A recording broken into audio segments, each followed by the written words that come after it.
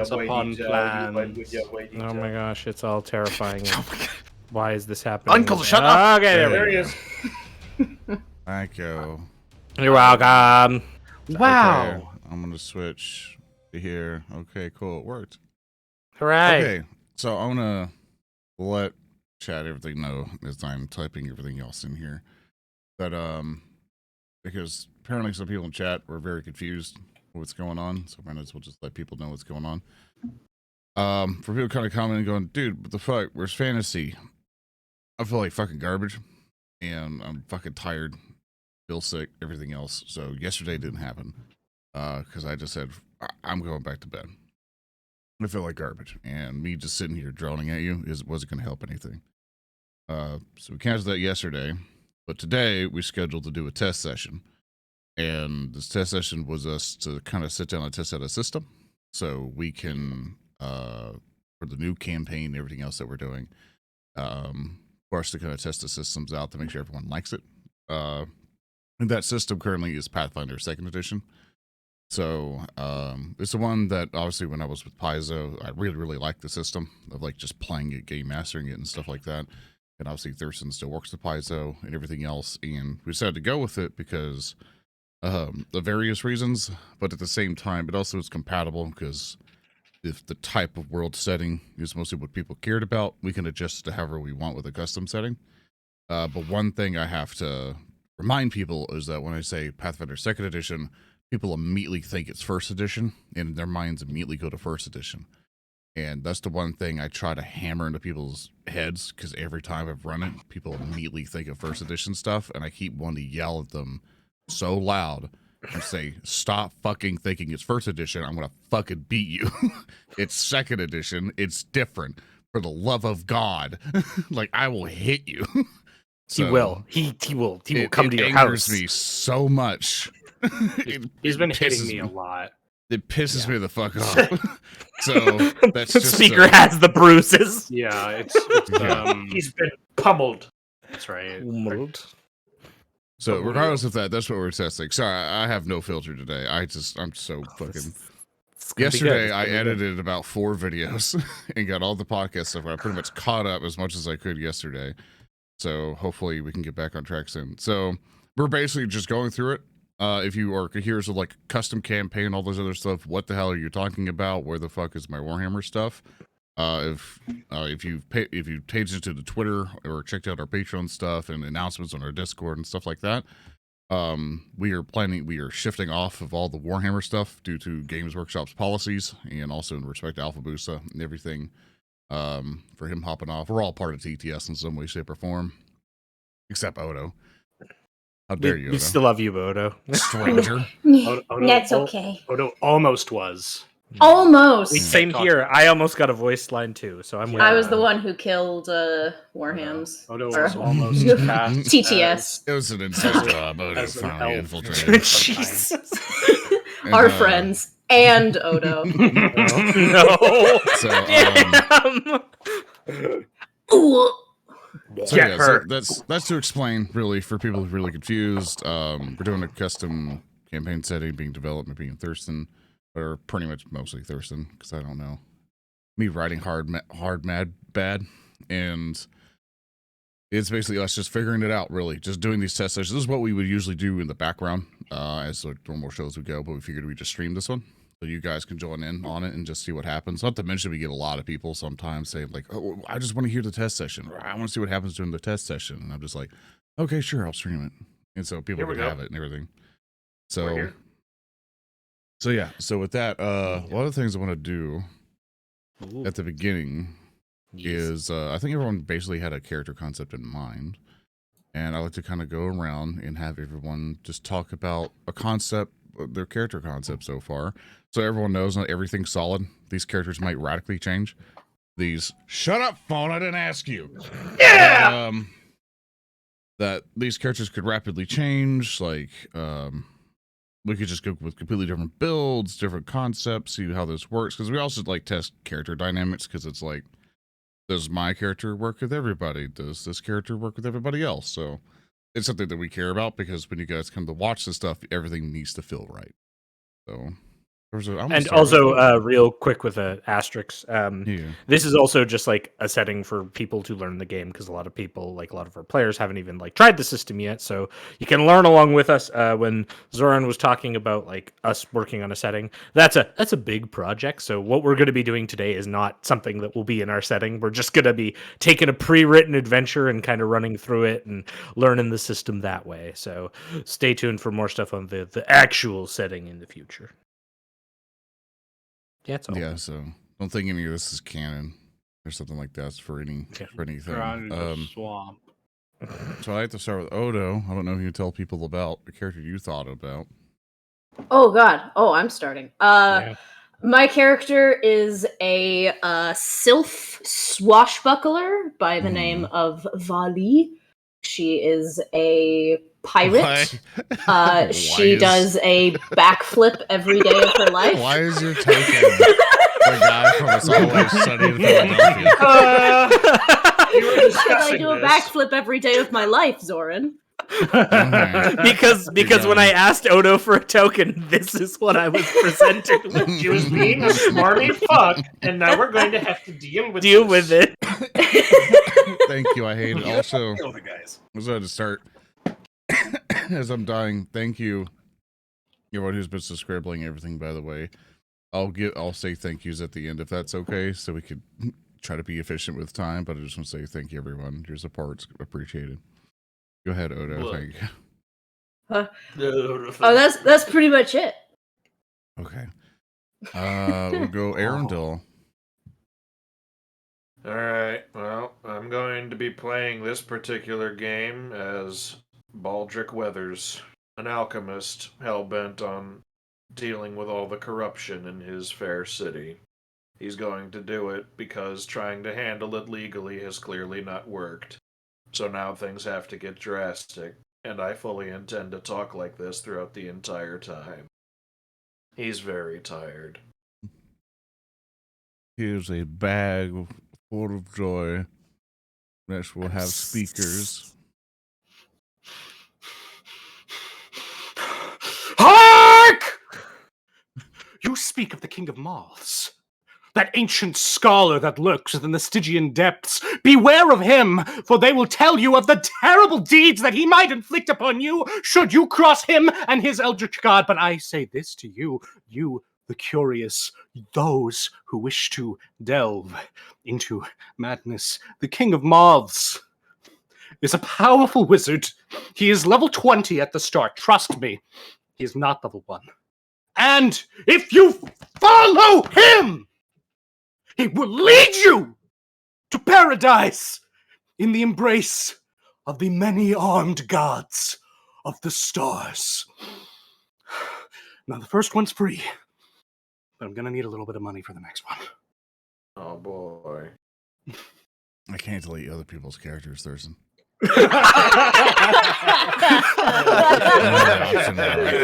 Probably for the best.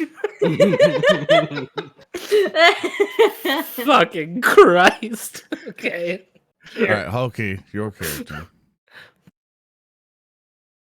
It is a pleasure to meet you. I am known as Reua. I am a Konrasu Herbalist Cleric. Though my origin is unknown even to myself, this world is full of wonders, and I endeavor to explore it all with you. My good friend, the King of Moths, is responsible for my creation after all, so I do owe some debt of gratitude to him. Oh my god, he fucking swindled you into believing that bullshit, didn't he? Oh no. Check is in the mail, my friend. There is no swindling in the cult of the moth. Oh yeah, I agreed. You're now Moth Dad, by the way. That's your new title. Moth Dad. Yeah, Moth Dad. There we go. Very good. I can't believe they believe this shit. Oh my god. Yes. Personally, I can't believe they believe this shit either. Well, they should, because it's all true. Whatever you say, King. It is. Whatever you say. It is whatever I say. Oh my god, no. This is everything I feared and everything I wanted at the same time. I have once again been suckered into being the logical anchor, and my character's a goddamn terrorist. So what can you do? He's a logical It terrorist. doesn't seem entirely logical to be a terrorist. It is if you've seen what I've seen. Well, we've still got one more though. Someone has to, introduce God. us. Zoran, will you dare to be the logical anchor? Yeah, Zoran. Yeah, Zoran. Please Oh, introduce the cool. logical anchor. Yeah, But what's your logical name? Anchor is Thunderthuck. Thunderthuck is we have to make custom stuff probably, but try to go with a half human, half ogre god. But we did orc because it was just easier. We're trying to figure that out. Probably half orc, half ogre. I'm still trying to figure it out. One of the cool things is we can do custom setting. Yeah. Yeah, we can just kind of make whatever the fuck we want at this point and be like, hey, you Patreon, here you go. Here's the free shit. And he's a ginormous motherfucker. Yeah, pretty much he's a guy like a gigantic barbarian, basically. And also in mechanics, because in Pathfinder 2nd Edition, you can do stuff to where you hold, you have a giant weapon kind of instinct or whatever for a barbarian, so you just do more damage with a huge weapon. But then later on, you get stuff that basically increases your size. So instead of just being medium, you get a large. So then your range is 10 feet and shit. So it's just I'm a ginormous barbarian. But he's, but I played nothing but wizards. And so I'm I want to hit shit. I just want to be really dumb. And the one concept that I'm still debating on it in my head, or I don't want him to know common or really know it really badly so he can at least respond to a couple things, but I want the party to teach him common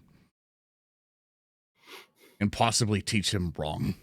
Oh Jesus! Oh. The King of Moths is going to teach I you could common, and I'm teach so you a no. great many No! things.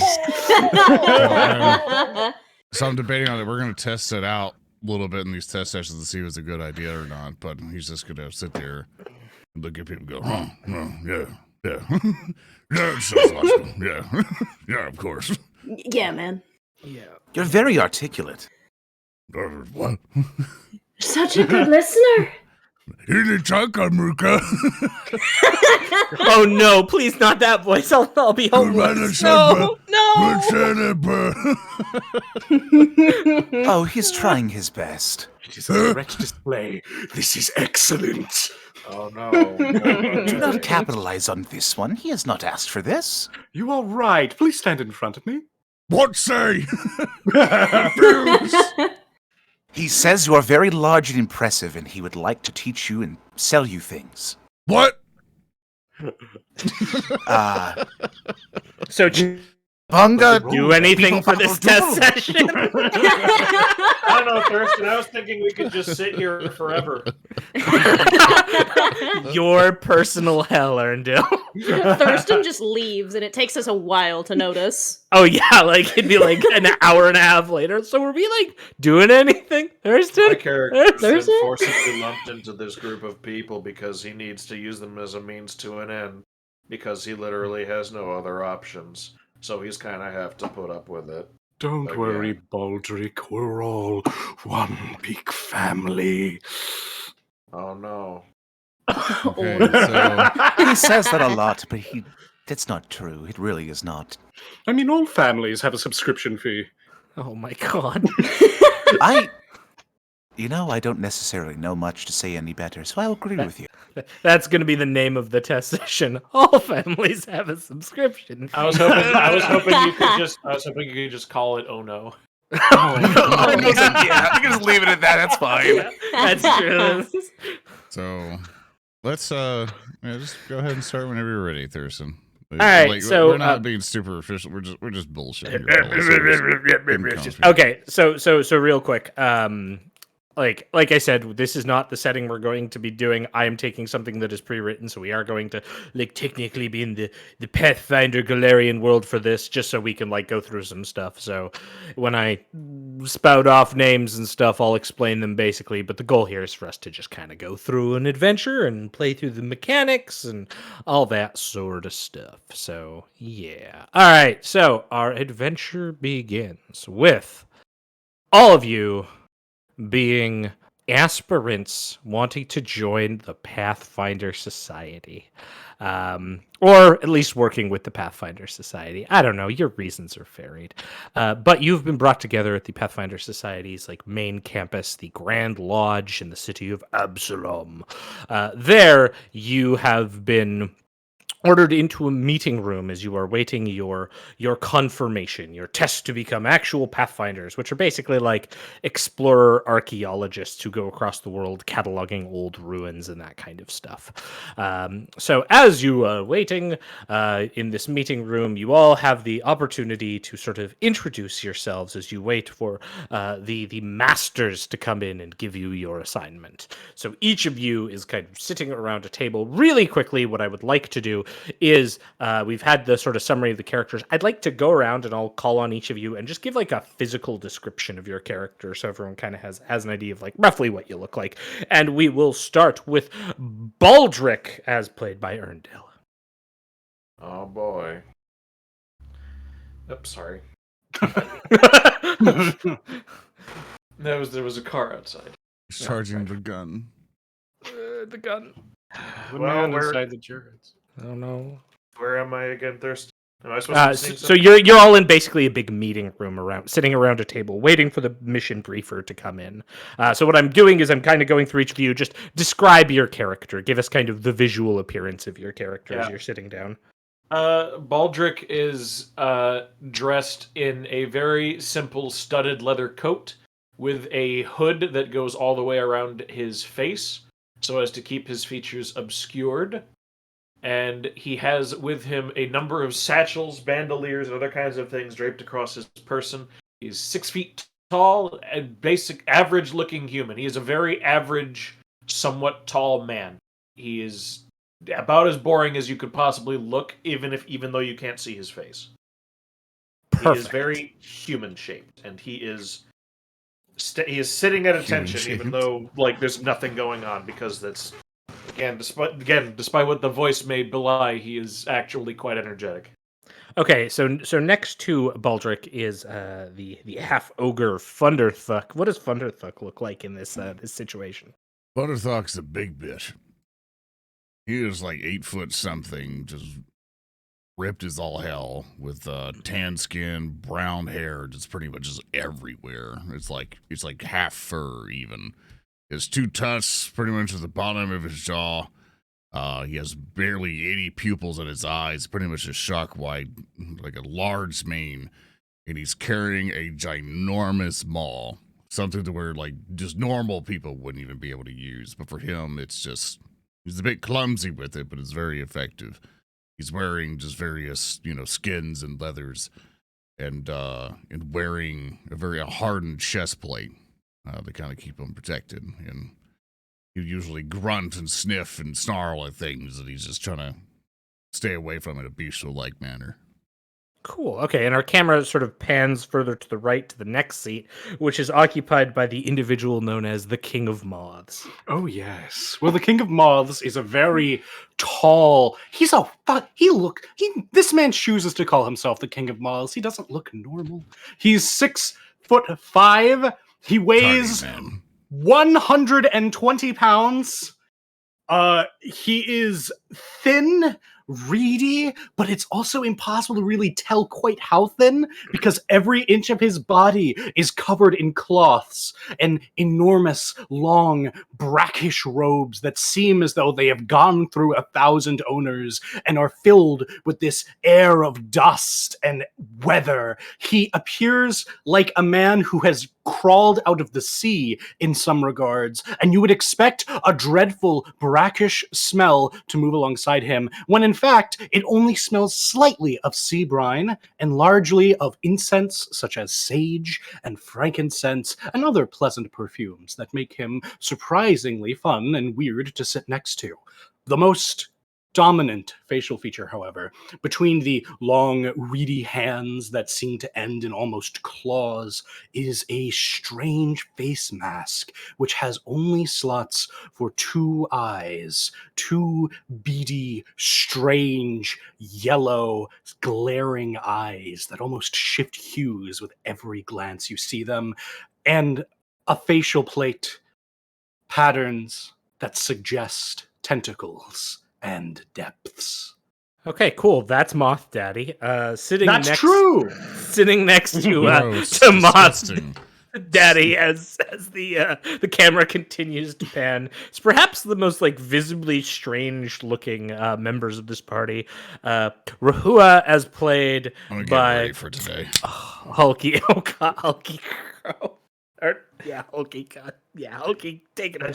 I just wanted to say, Baldric is also shifting the pouches that hold his alchemist fire to the other side of Mr. Moth. That's a He good does idea. not wish to accidentally set him ablaze.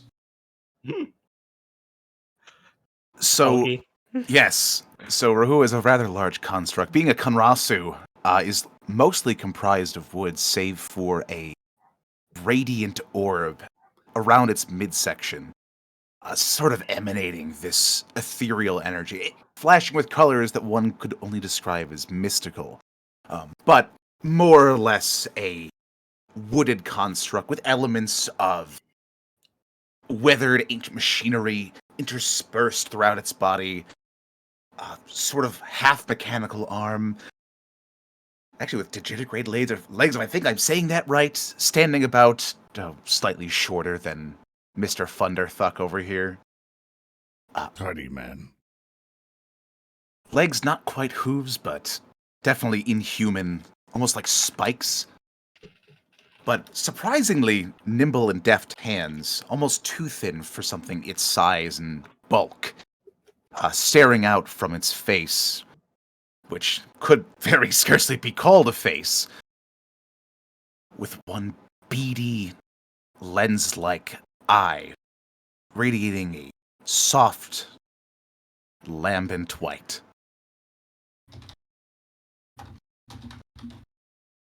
Speaking through an inflexible jaw.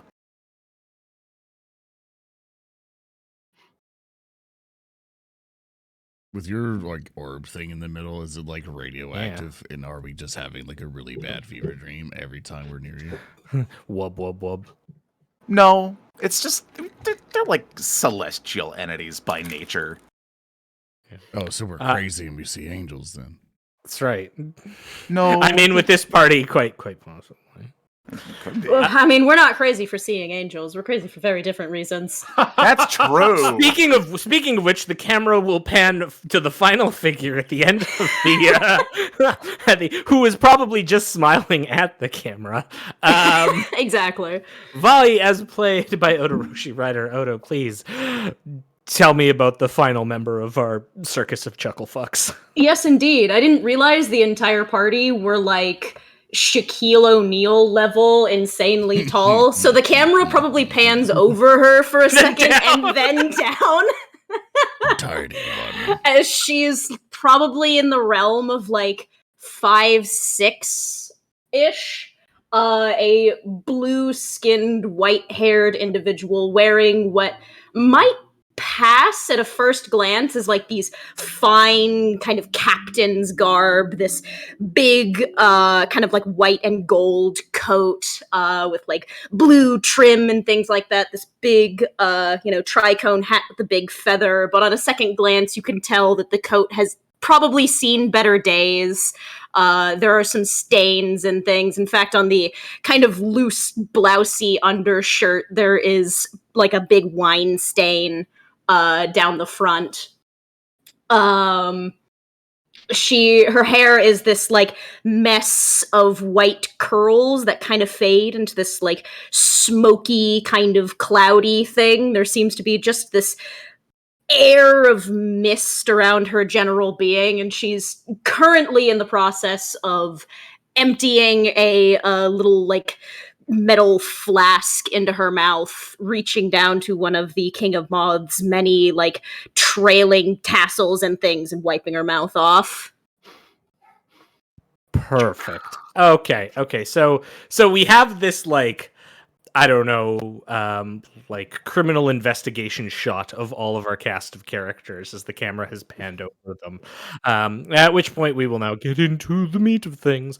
I will start by reading some lovely box text and totally not butcher it, because that's what I do here. All right. You do that, I'm gonna get a drink.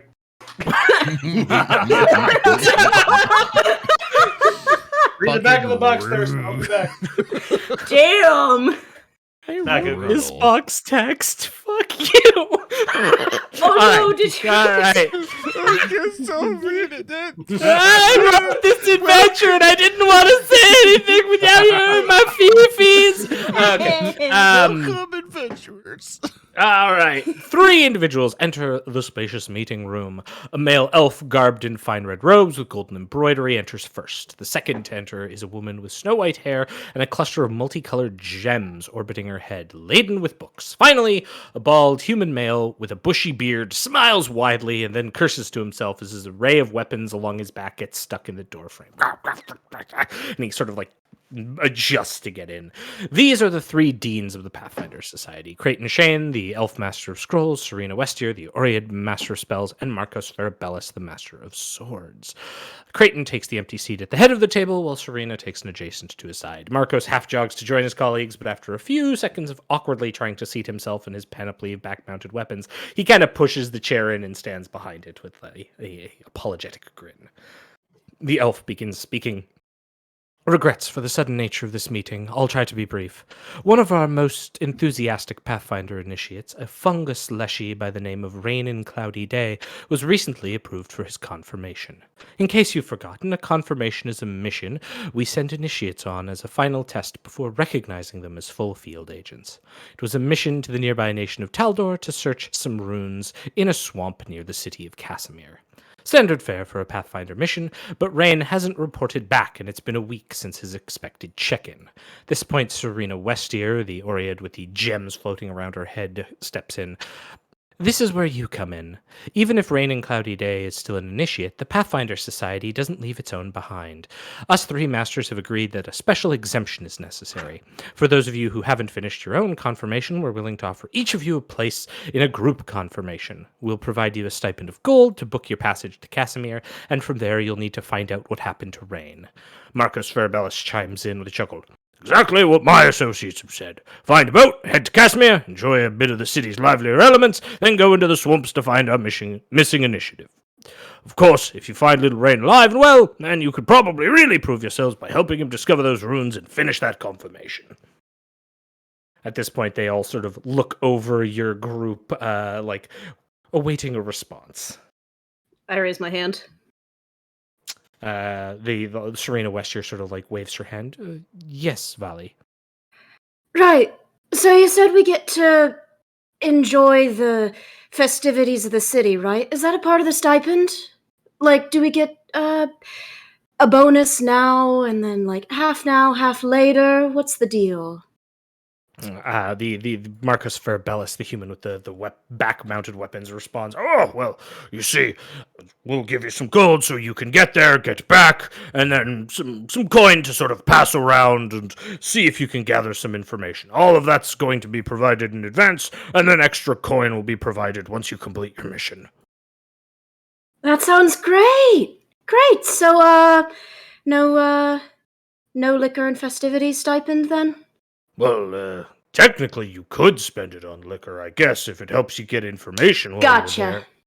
Done. That's all you gotta say. All right. Drunkard. I must warn you. I have seen a premonition. You 3 must be aware of this premonition, for I have seen the future of things that have not yet happened. And I may tell you what it is. He won't. I will. How do you see anything with that mask? Your field of vision must be shite. I have it on. Actually, this is quite ergonomic, and it's made up of breathing fabric. Oh, really? I'm gonna just But tap there's a on distant it. heartbeat. Tap on it. Does it scare you if I tap the glass? I assure you that I have seen things that no mortal mind can emerge unhindered and no. Shut up. I'm doing What the hell are you two doing? Now listen! And I'm going to take out my intricately carven gold woven harrow deck. And I'm going to move my hand along them. Oh, I love it when he does this. I can sense a great difficulty here. And I am going to pick one of the cards at random. Oh, okay. All right. I will find out what card you pick. Indeed, yes. By all means, please tell me. I will tell you exactly. Roll me 3d20. I will happily roll you 3d20. Give me this. Let's see. Can you read tarot? Now is the time to find out. That is going to be 29. Cool. You draw you draw a card. Oh my gosh. You draw the Idiot. This is a neutral evil card of intelligence. It represents folly, greed, blackmail, bribery, or hubris. As you can see, I have drawn the Idiot, representing some form of, yes, likely an ill-gotten scheme. Perhaps one, yes, I understand it. I understand that this adherent is a voluble man, and clearly this states that further folly will come to us unless we embrace the Idiot. Do you understand? Do you understand? Rohua titters from behind him. The masters all like look really confused. Like, we're just giving you a mission briefing. they didn't say anything. It doesn't matter. As you can see, this is a really appropriate card. Well, if we're embracing the Idiot, come here, bring it in, give me a hug. Of course, we must all act as idiots, or else fate shall conspire and unweave us. Yes, and what is the least wise thing to do, adherents? What is the least wise thing to do? It is to become intoxicated. You must give us more drinking money. That is the only way. Thunder's nodding. He heard drink. No, he's got a point. You really should listen to him. Look at him. Indeed. What kind of social check are you trying to? Deception, diplomacy, intimidation. There isn't an annoyance skill, so. I'm gonna would be diploma. You're like, I don't know. You can do a diplomacy check here. You're trying to get more money. I mean, deception's also good because you're trying to fucking swindle them. But I'll say diplomacy here. Sure. Beware my role. Excellent, a natural one.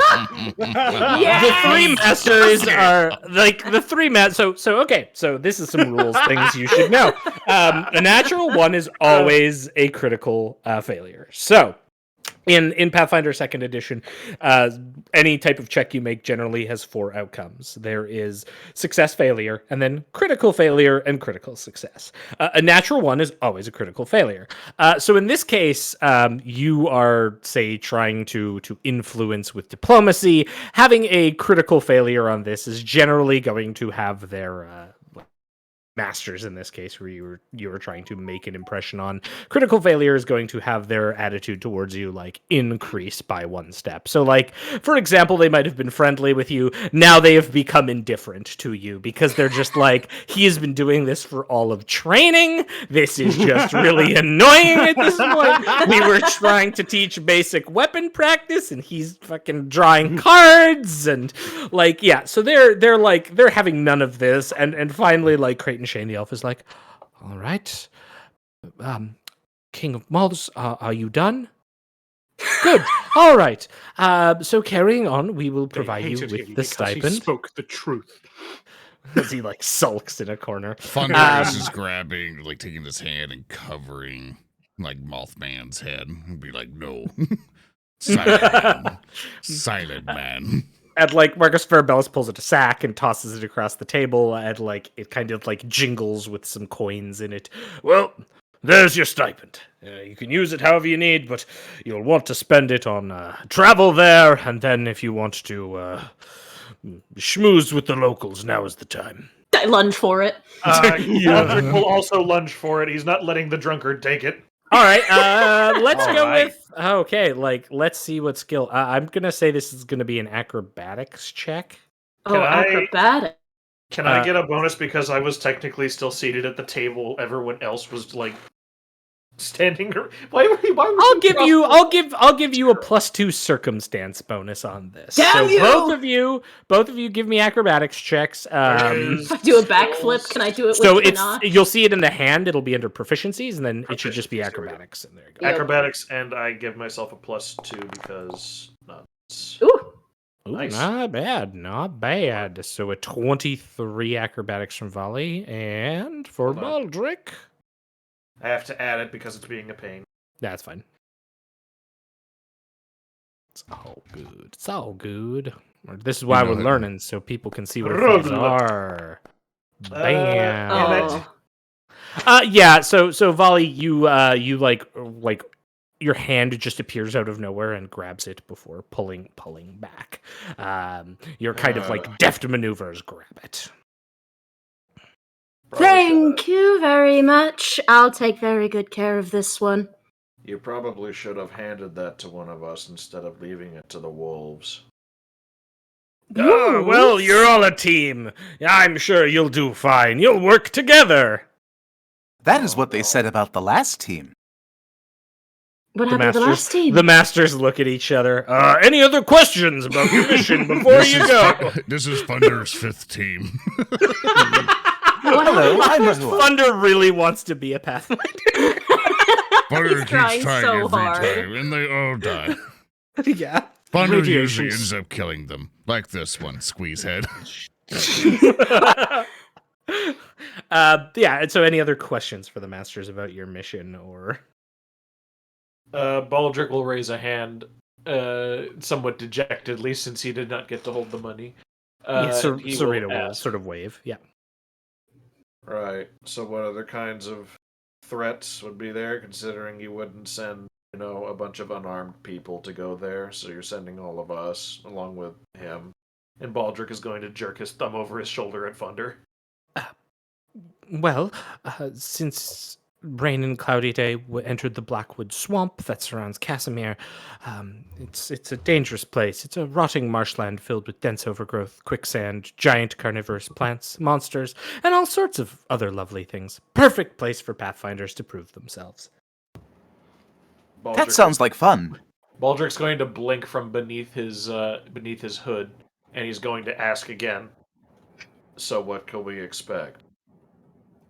Well, as I said, quicksand, carnivorous plants, monsters.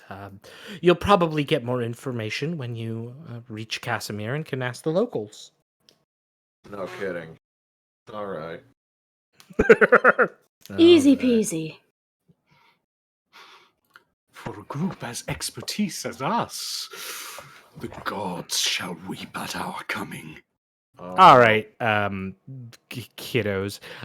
Any of you who are trained in society may give me a society. Damn, we check. really do live in one, don't we? Yeah, we do. We do. Hey, I am trained in Look, we got society. it out of the way. We got it out of the way. Do you guys want to know who has a really good society roll?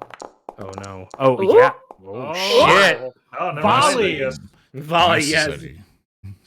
Go ahead. All right, I guess I'll just roll bad now. Society. Not bad. Nah. Not bad. Better than Okay. you. Okay. So between you do know a bit of additional information. First of all, you're all able to know that Casimir is the second largest city in Taldor. Most of its people live in squalor, widespread poverty, and it's a port city that faces a large crime problem. There's a lot of con artists or desperate citizens seeking to eke out another few weeks of living by taking advantage of foreigners who don't realize how desperate things are in the city. Baldric and Volley, you also know that the Blackwood Swamp adjacent to Casimir is home to many threats, but you know that there is a reclusive group of Uruxi, also known as the lizard folk, are one of the more enigmatic forces within it. These lizard folk try to stay out of the way of most travelers, but they do attack smugglers and other criminals who they find using their lands to facilitate illegal trade and whatnot. So that's all information you know. If you all have nature, you can also you can also give me a nature check to recall knowledge. I don't know nothing about plants. This Sorry. is not the field of cosmic knowledge. Anyone got nature? Does Rahua have nature? I'm checking right now. Nature? Hold on. You do. Yeah. I do. I Thunder think- does not have nature. Thunder is not that kind of I'm barbarian. getting We used to are- this interface, so I apologize that it's taking a little longer than usual. No, we it's are all so good. going to get lost in the woods. Don't get lost in the sauce. This would be very bad. True. No. Oh, dear Christ. My idiot brain does not work. What? I'm trying to find it on the character sheet. Okay, so go into the hand. That's proficiencies, and then you're gonna have core skills, and you'll see nature kind of near the middle-ish area. Just click on nature, Oh, there. and then it's gonna ask you if you need to put in any modifiers. You sure don't. You just click roll. Here it comes. Oh damn! All right, 26. another 20. Ooh. Okay. Hot rolls. So Rahua, you know quite a bit. So when straying off the main paths, it's easy to find a patch of flammable gas clouds or quicksand in the misty regions of the Blackwood Swamp. Travelers seeking to journey should bring a trained wilderness expert, or at least have some plans to avoid drowning in mires or quicksand. You also know that the swamp is home to countless predators, though most of those within a day's journey of the city are often fairly docile. There are oversized reptiles, strange oozes, wolves, and aberrant cast-offs that are the worst that people can expect to see close to Casimir. Creatures beyond a day's journey are wildly unpredictable, and many believe that unnatural creatures such as aberrations and undead arise from some regions of the swamp. It's mostly safe. We have nothing to worry about. And with that, like, Marcos Herbalist reaches down and is like, on that note, here's some potions. And he, like, slides away from Volley this time. This time towards Baldric. Slides over 2 or 3 minor healing potions. Who would like to hold on to those? I can Baldric. hold those. Baldric will hold them or pass them over to Rahua. Okay.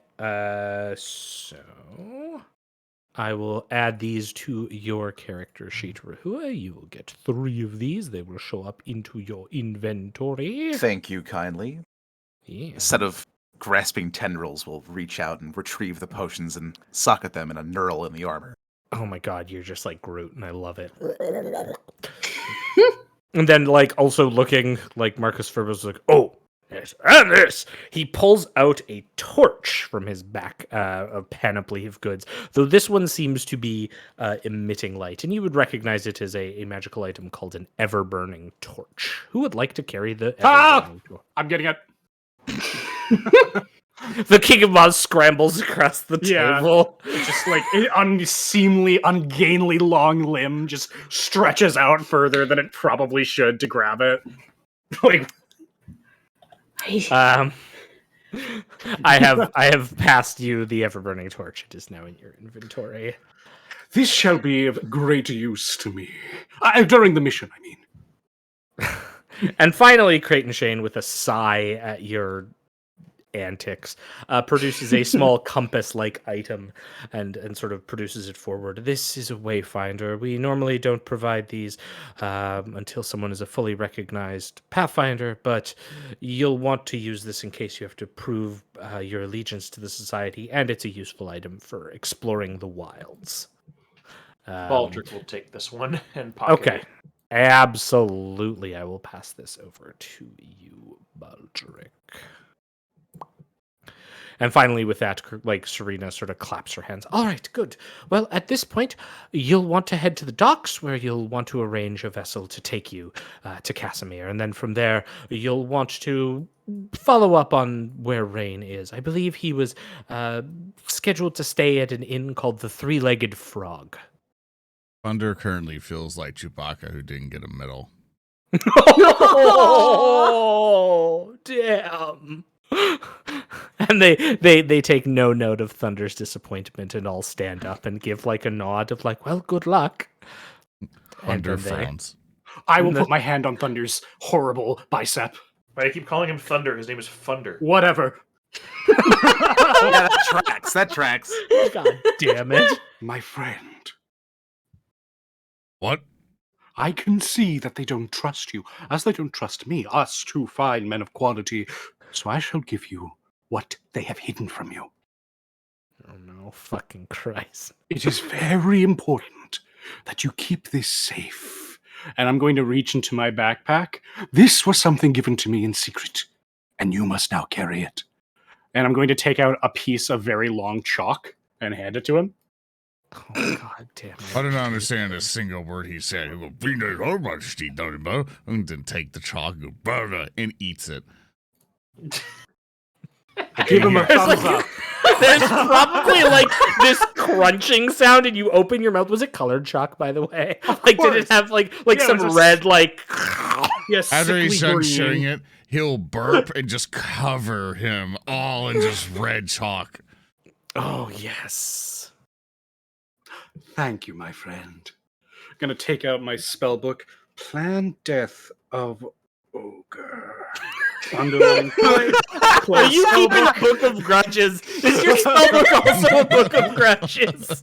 Damn, you're a pretty big dwarf. Yeah, I'm writing an Aklo, so it just looks like strange, horrible runes. But it's really just a laundry list of, this person inconvenienced me, remember this.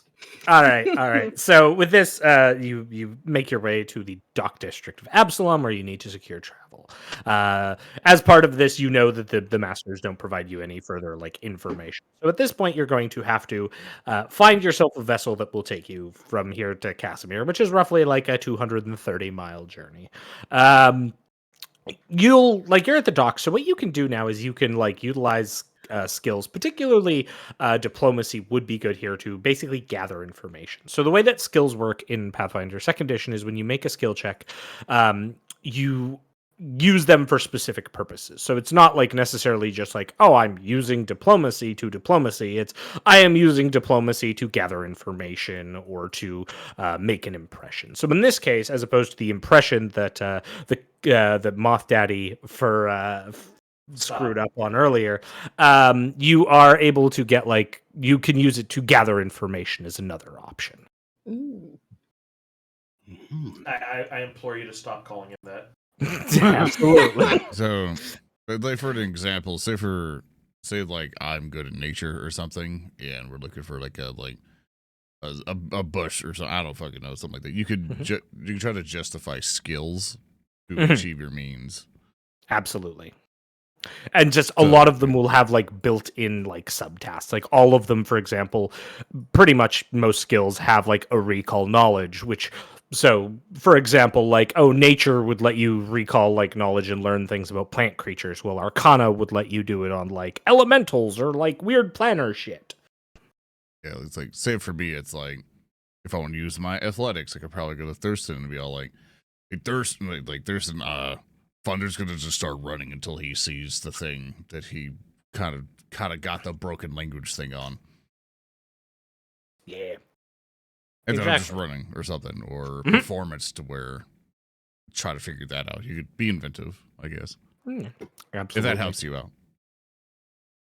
But in this case, the primary like option here is probably going to be like diplomacy or some other social skills in order to like figure out what boats there are here and what you can take. Hey, someone other than me wanted to take the reins on this because I don't have diplomacy on Of this guy. course. I know sailors. And I can get us the best boat for the cheapest price. Just give me a second. Yes, let us leave it to the wise blue one. They seem canny beyond their years. And I'm going to kind of like put my hand behind her back and just start patting it. This one will lead us to our new destination, to glory. I'm going to side talk like stage master. I'm really talking you up, kid, so don't fuck this up. Wow. Listen, I've never fucked up anything in my life, big guy. Tap That's him on the good. mask again. Please don't blow all our money on a ferry boat that has a bar on it. Listen, you play this right, we could both walk away with a lot of money. I like the way you talk. It is foretold by the winds of magic! And I'm going to let our pirate friend take the lead. You say winds and magic, that's the wrong game. We're going to get sued. Listen. True. All right, sorry, it's all over. Bye, guys. Thunder taps Moth guy, and he points to he motions his hands for another chalk thing, and he goes, red, like green is favorite. Yes, of course. Let's see. Crunchy. Oh my god, you like fucking entice him with chalk handouts. Like here's a little snack, buddy. All right, I'm going to take a piece of chalk, snap like 1/8 of it off, hide the rest, and say, "This is all that remains. It is for you, king of great martial power." He'll bite on it, but pretty when it's still in his hand, it's like an animal just like that, and just leaving slobber everywhere, and just. Aw, he's adorable. This is a dreadful homunculus. He'll go, and then more green will just go everywhere. Aw, you feeling okay, buddy? I Oh my gosh. reach up, pat him on the back. Probably can't quite reach his shoulders. He hop. He looks at her. The thunder feel colorful inside. Aw, I'm sure you are. You feeling green? It's not easy. It's not Give me a easy, goddamn green. diplomacy check. We've had enough. Me? Yeah, you're finding a boat. We're getting out of this. Okay, yeah. Hey, whoever has the diplomacy, do it, because Oh, this is damn, okay. Because Erdil's like, I need to escape. Exactly. Oh, wow. Erdil very will- nice. Yeah, Volley's just gonna swagger up to people and just be like, "All right, we're very important members of the Pathfinder Society, and I'm gonna need What up? the VIP." All right, so the cool thing is that here's another rules thing for Pathfinder. So how you determine if something is a critical success, or critical failure, is that there's two ways. One, you roll a natural 20, or you roll like a natural 1 for success and failure respectively. The other is the difficulty of the skill you're attempting. If your check is 10 higher or 10 lower, it is still a critical. So in this case with a 19, you still crit because the DC on this was 15 to gather information. So you crit, which means it takes you no time to get a lay of the land. And you know that there are 3 ships that are making the journey to Casimir right now. The first is the Opportune, which is a rickety vessel of questionable quality. It is the one you are definitely going to get at the cheapest price, and it is captained by a dwarf by the name of Odoron Payne, who advertises the lower cost of travel and boasts of the vessel's speed, though there are very few amenities, and you assume that even getting food on this would be difficult. The other vessel that you have is the powerful Hector. It costs a bit more than the Opportune would. It is currently being run by Edouard Tabrin, human ship captain. Vessel has basic amenities, 3 square meals a day, shared lodging, and it can probably make the ship in a basic amount of time. The final vessel available to you is the Mimosa. It is the costliest of the vessels available. Is a powerful sailing vessel originally constructed in a far-off land, and it is essentially like a party boat with catering to everyone's needs. It's made of polished whitewood, has a golden filigree, serving staff on it, probably the fastest of them, but also by far the most expensive. I've got an idea. What is your idea? We're riding the Mimosa, first of all. I don't like this idea. No, hear me out. We're not paying full price for this boat. But it's very expensive, and we have to pay full price. Precisely. We're going to offer something else. Have you ever done haggling, my big wooden friend? I don't understand. What is haggling? Okay. So we're essentially going to bargain. We're going to drive the price down. We've got unique skills and things. I mean, Mothman here is a fortune teller, and I'm sure rich people are really into that. Play it up, right, buddy? Oh, yes. My compeers in the higher circles of society are quite excellent. You know, my creation that I invented. My good friend, my good Konrasu friend. You could learn a lot from this pirate. Gentlewoman, businesswoman, captain of industry, etc. Oh, yes. You could... Oh, please, keep calling me captain. Of course! Oh, captain, my captain. Get on with it. All right, yes, fine, let's go. Do you have an angle? Yes, of course. All right. I am a talented performer. You can read fortunes. You pointing at Baldric. You're like an alchemist, right? If you expect me to mix them cocktails, you're going to be severely disappointed. Okay, plan B? Do you make perfumes, maybe? Baldric will inspect his supplies. Thurston, could I reasonably be expected to produce anything that would remotely smell good using my alchemical supplies? I mean, I would allow you to make a crafting check with your infused reagents to maybe create some kind of perfume-related concoction, yes? Can I do that now? Absolutely. Like, are you just gonna, like, on the dock, sit down and start, like, trying to make perfume? Hell yeah. Actually, Stuff together. I may be able to help out. I may be able to assist. Yes, of course. I mean, I'm sure that your very presence is just something to spice things up a little bit, right? If anything, Well, no, it can at least be used to make you a bit more palatable to the sea, Captain. Hey, I smell like the sky over the seas. You smell Wine. like brine. Oh my god. Okay, just roll me the crafting check, and Rahua, you want to help out, correct? Yes, I would assume that given my background, I would have some nature of herbs that would probably be considered aromatics. Okay, so this is how aid works in this system. Basically, if an ally is about to use an action that requires a skill check or an attack roll, and they are willing to accept your aid, you can aid them by making a skill check of yours. So in this case, like, Baldric would do crafting to try to make this perfume. Rahu is probably wanting to aid by using, like, your nature knowledge to give pointers and whatnot. So Correct. you can both roll the skill check, and depending how you do, Hulky, with yours, if you you hit the necessary DC, which for this I'm going to say is 15, you'll give a bonus to Baldric's check. Okay, so should I just wait for him to roll first, and then I do mine with a bonus? I would just roll together. Like, the bonus is not going to be, like, super heavy, so you can Okay. roll at the same All time. right. Roll. Here it comes. A nat 20. Let's go! Whoa! Damn! Damn. Okay. So with a nat 20, a critical success on an aid check means that your ally gets a +2 bonus to the check. So that will go up to a 27 for Baldric. So Let's yeah, go. you just know. You sit down and, like, even with some, like, pointing out of, like, oh, this herbal concoction would be good. You are making, like, this absolutely, like, amazing perfume with your infused reagents. There we go! Aren't you a smarty pants?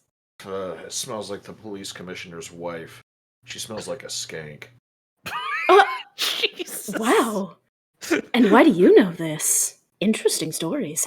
All right, so, my moth friend, why don't we go ahead and sweet talk the captain of this vessel a little bit? Yes, although a new ploy occurs to me. Is the captain particularly religious? Hold that thought.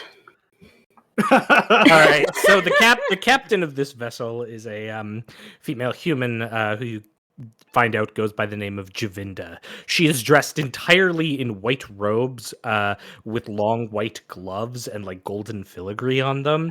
And she, like, stands at the fore of her vessel, sort of meeting and greeting people as they come in, and sort of arranging for people who want to take part in the voyage to Casimir. All right, I'm gonna straighten myself out, close my jacket a little bit so the wine stain isn't quite as obvious. Oh, very good. And I'm going to smile as charmingly as I can and breeze on up to her. Hello, ma'am. You're the captain of this good vessel? Why, yes, I am. Hi, I'm Captain Volley. I have a little bit of experience on the sea myself, but my friends and I here, we're very important members of the Pathfinder Society. We're seeking passage.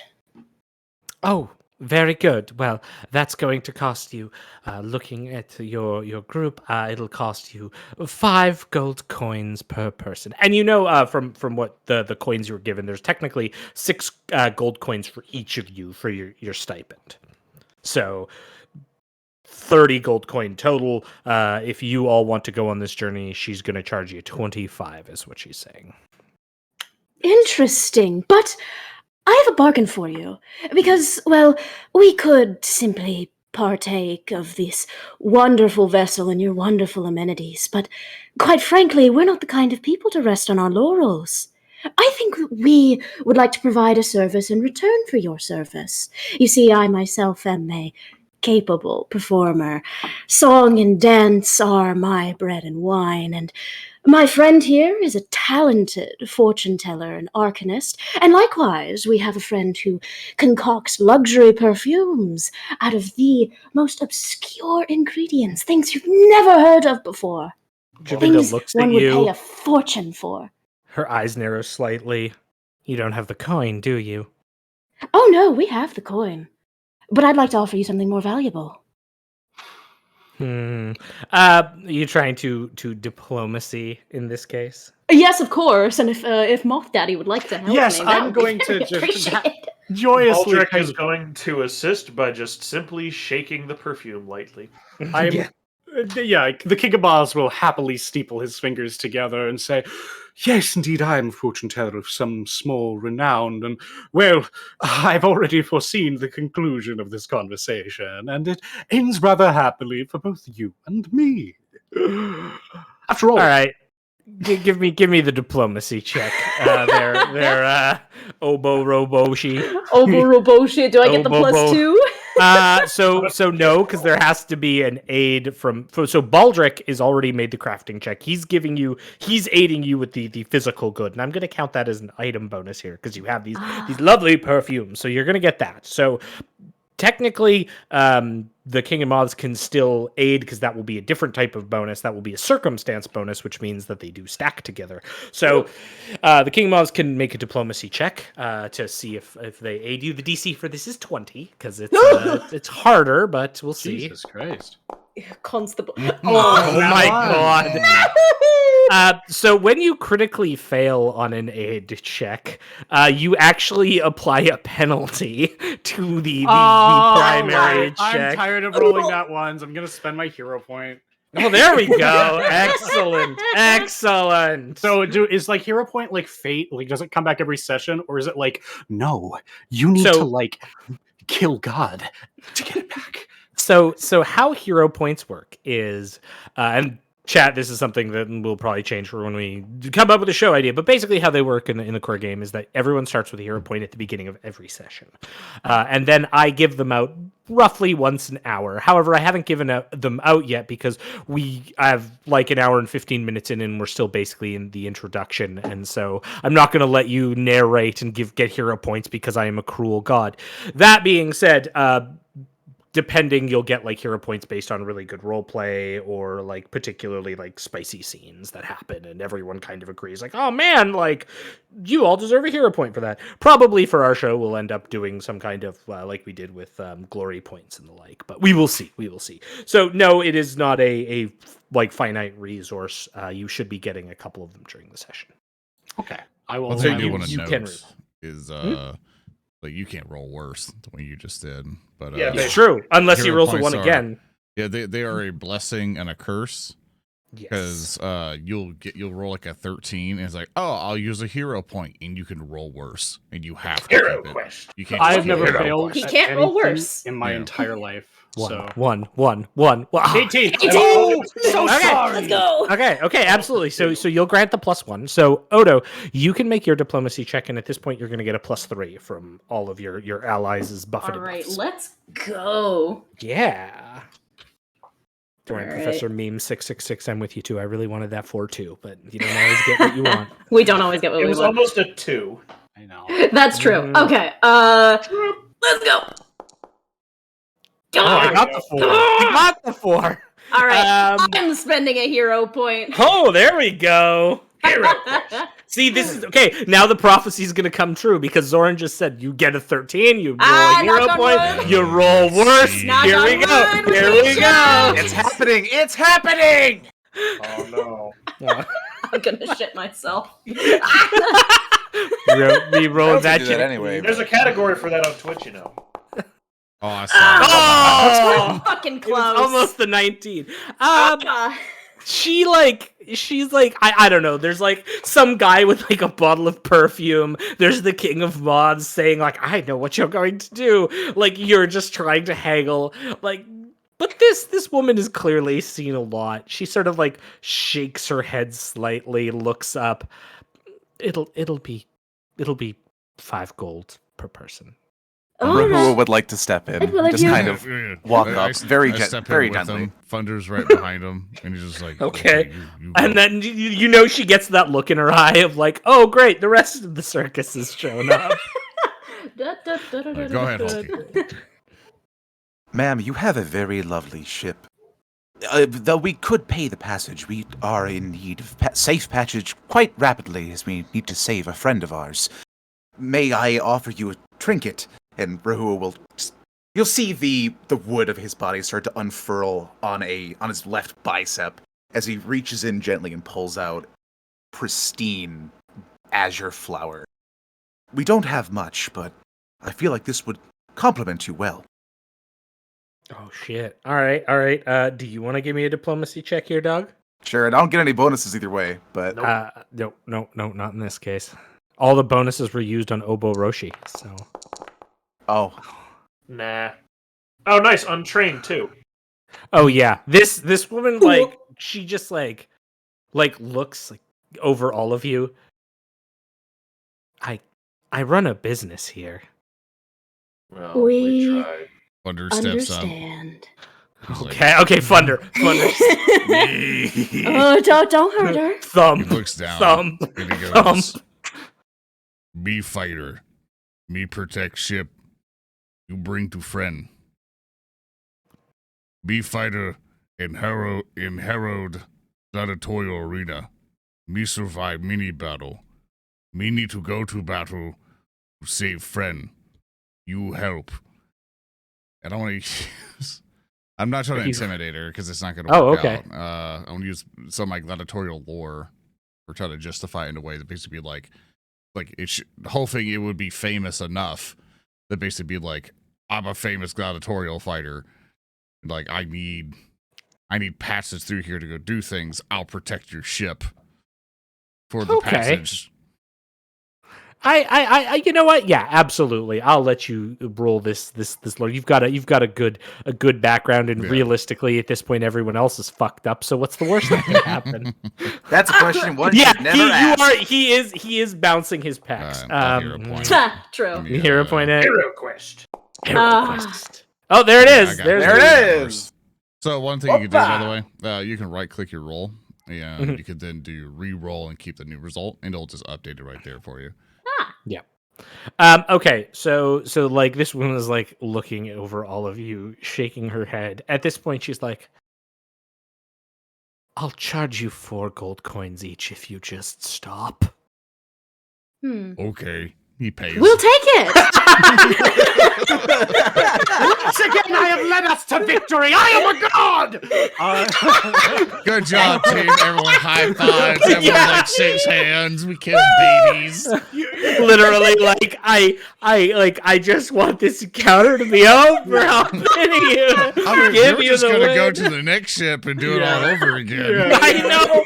The next ship was gonna be like, "I will charge you 2 gold," and you'll be like, "That's too steep Yeah, for well, my that's blood." like when you see $60 with free shipping and then $55 for $5 shipping. It's like Exactly. can't do that, man. Yeah. This place is cheaper, but the cost of delivery fee on Uber Eats, I'm not a fan of that. Uber Eats. Oh my god. Okay. So, Okay. As we are let on, I'm presuming at this point, since we are all forking over our gold. Yeah, it's not coming from yours, it's coming from the pot. So assume now each of you is paid 4. So you've spent 20, you still have 10 gold left in like this magical stipend pouch that you have. I'll take it. Okay. And with that you travel on board. Yes, Baldric. As a show of fair gesture, Baldric will pass over the small tincture bottle of perfume, uncorking it for the woman. Oh yeah, and she Take smells it it and is like, "Ooh, well that actually is really good." And she kind of like nods and looks at it and is like, "Yes, this will do quite nicely. Thank you." Yes, of course it's good. Thank you for being She's difficult so about it. bad. guys. I appreciate that Baldric, the quietest, like least in your face, is the one who provides something of use to this woman. Neutral good. Neutral. Erndil living up to the Erndil role in these fucking parties. Leave me alone. All right, so you travel on the Mimosa. It takes you an astonishingly quick 4 days to reach Casimir, during which there are extravagant parties on board the vessel that allow you to cut loose and socialize with nobles and other wealthy individuals from across the Inner Sea region. Yeah, exactly. So this is going to grant you because you pick the most expensive boat, you're going to get a +2 circumstance bonus on any checks made in Casimir to like gather information on Rain and Cloudy Day. Just because like you forked out the money, so you've kind of like led this luxurious time. For example, if you picked Odoron's boat, it takes 8 days, and then like there is a series of leaks and stops that occur on the vessel. And you arrive and are just like hating the universe. But no, you spent the money, you arrive in Casimir, basically like fully rested, feeling like great. You arrive off the vessel, emerging into the Imperial Naval Shipyards district of this town, and you kind of head towards that inn, the Three-Legged Frog, which you know that Rain and Cloudy Day was last seen at. And as you enter, you can see the innkeeper, a female halfling woman, who excitedly greets you as you enter in the door, and she sort of waves, "Oh, come here, come here! Are you looking for a room, friends?" All right, so do we still have the perfume? Oh, for God's sake. No, you have to make that again. All right, yeah, I'll do it again. Okay. Do it again. Baldric will waste another of his imbued ingredients to create perfume. Okay, absolutely. I'm not. You don't even have to use your infused. You've got like the alchemical supply. Oh, I thought it specifically was for like infused ingredient. Yeah, I'm gonna let you just like now that you've done it once with infused ingredients, you maybe know how to do it without. So give me a crafting check here, sure. No other bonuses. +2 still, because you've still got all that lovely lore that Rahua previously provided you. +2. Boink. 20.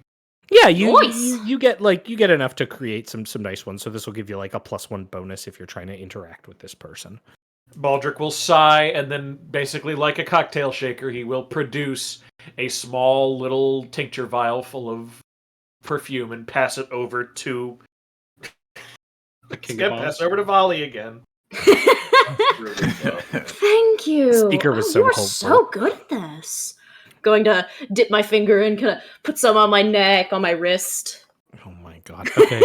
Yeah. And like you see, Don't forget, and he'll lift up his arm and point at his armpit. And he just waves it from his face. You good idea. Gonna put some on the pits.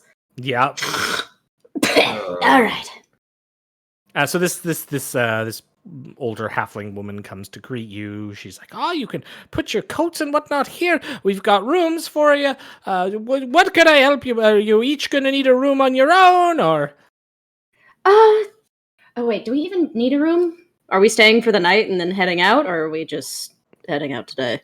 I mean, like you have the opportunity to sort of ask around town at this point, right? Because like no one knows like if Rain even made it out to the swamp. You kind of have to like have some opportunity to like case and talk to people. But this is the first NPC you've really encountered because the inn that Rain was supposed to be staying at. Right. Did it look like it was gonna rain? It's kind of like stormy weather, but no actual rainfall yet. Okay, never mind then. I mean, Baldric's basically homeless anyway, so True. he was gonna. All right, yeah, I'm gonna lean in. We're not doing rooms right now, but we have a couple of questions. See if you saw somebody who passed through here, and yeah, I'm gonna case the joint about our good friend Rain. And she kind of nods. "Oh, well, it was my husband, Roland. He was here when all that happened. I remember, though, he had a little fungal boy with us. It was really nice. Well, if you'd like, we can arrange some accommodations if you'd like to stay here just for a night, get a little rest up before you go looking more. And at this point, like, just to sort of gamify it a little bit, you do have the option of, like, spending the rest of that, like, stipend money now. And that, like, because you got the super badass boat, but you did manage to get yourself like a good deal. So rather than getting the super badass boat and being stuck with like minor spending and getting like the worst accommodations possible, because you got that deal, you can now like get average spending in town as opposed to just minor spending, which will get you some basic rooms, quality food here at the inn. Okay. Do we want to do that, team? Yeah, that probably is for the best. Unless we Yeah. wanted to shake down every hobbit and hobbiton. No. It's not like this is like a freaking Hobbit town. There's just a halfling who runs the inn. Jeez. They're all halflings. They're all halflings. Casimir's full of them. Listen, I can't trust my eyes. Everyone's All right. halfling. It's true. You can't trust your eyes at all. All right. If you want, like have you them? can enjoy the accommodations, and each of you can attempt one more diplomacy check to sort of gather information about Rain. And all of you can do this. You Yes, of know, course. I have a question for the group, a pondering. What is it? Does the human baby have a soul? No, let's Only not. some of Let's them not. do, eh? Thunder Nope. grabs Mothman's head again. Yeah. How about we don't discuss this on a stream? Danger territory, speaker. Very Thunder well. squeezes head. How much damage does Mothman take? I was trying. Okay, I was D10 gonna, mental damage. Damn, I was going to make spore jokes because we're dealing with a fungus. Now I understand. You take damage. You take 5 points of damage. Very well. I'm rolling crit rolls in crit ones in game and in real life. All right. Yeah, I'll go ahead and roll diplomacy. It's plus Please. 1 for the. For the perfume of them. And And then plus 2 2 for for the the boat. Okay. For your luxurious travel that you had. Yes. Let's go. All right, passable. 16. Oh, okay. Yeah. All right. So you're able to kind of learn enough as you're sort of like unloading your wares and equipment and getting into your rooms and just talking to some of the people, and then Roland Downard, the husband of the woman who greeted you, comes. You learn that Rain and Cloudy Day showed up late in Casimir due to bad weather, had to pay increased costs at the inn as a result, and then desperate citizens stole his pack mule Oh, and all of his equipment, and then his guide didn't show up to meet him, so he just decided, well, going out into the swamp on my own. And then like after he had all of his stuff stolen and like his guide like took the money and didn't show up, he kind of took it in stride and then went out into the swamp, and no one's heard from him since. right. Well, we shouldn't go without his equipment and his money. We find these desperate travelers, find the abandoned guide, shake them down, and try and see if we, perhaps can't get anything out of that. Or we can dive straight into the swamp and do all that We business. should avoid using the term shake people down. We're not running a protection racket. You're right. Swindle them sounds a lot better. That sounds like something you usually say, King. This is true. There's one born every minute. Anyway. You would know that like finding these people would be incredibly different. Like they're just like literally Rain woke up one morning and all of like his pack mule was taken and the supplies on it. Like he still had his personal equipment, but any of like the rations and like larger supplies would have been taken with the mule. Oh, that is true. And it's been like about actually just over a week at this point. 2 weeks now. Oh, he might be dead. Oh, I have it. Are we staying here for the night? Likely. Excellent. And who was staying here previously? Yes. Yes. I'm going to walk to the window. Oh no. And To the window! to the window! Oh wait, no, I forgot. I can't just sustain illusionary object. It only lasts for 10 minutes, so it doesn't have a lot of utility here. Oh, never mind. I was going to make a fake supply cache and then just wait and see for someone to steal it. And then when they came, I was going to fucking instill fear into their hearts and shake them down to find out where the rest of them were. I mean, maybe if they come in 10 minutes, you can try. You would also recognize there's a lot of like desperate citizens here, so you might just get like a different group of people, and you were like create like this, and then the fear effect's like, where is he? And they're like, I don't know what's going on. You know, causing mayhem helps instill my astral self with more power. Yeah, this is a dumb idea. I laugh madly, and then I'm like, wait, no, that's a terrible idea. Okay, it sounds like you enjoy an evening where where the king tells you about his plan and then decides not to do it, and then you rest, and then you're probably going out into the swamp. Does that sound about right? Yep. Yeah, why not? Swamp Okay. time. Cool. All right. So the next morning after resting, gosh, you know what? I'm also just going to give everyone here an extra hero point. You've all been amazing so far. So have an extra hero point. An extra hero point. Yeah, well, if you have none, you get. So basically, I'm Thank giving you. Hulky an extra hero point. Thank you. Thank you very much, voice of the Empyrean. Oh, wow. Now, if you're getting any Imperial insights, you ought to tell me post haste. Okay. Thunder gives him Alrighty. all the time, but he just thinks it's his own thoughts. So at this point, you're gonna make your way out into the swamp.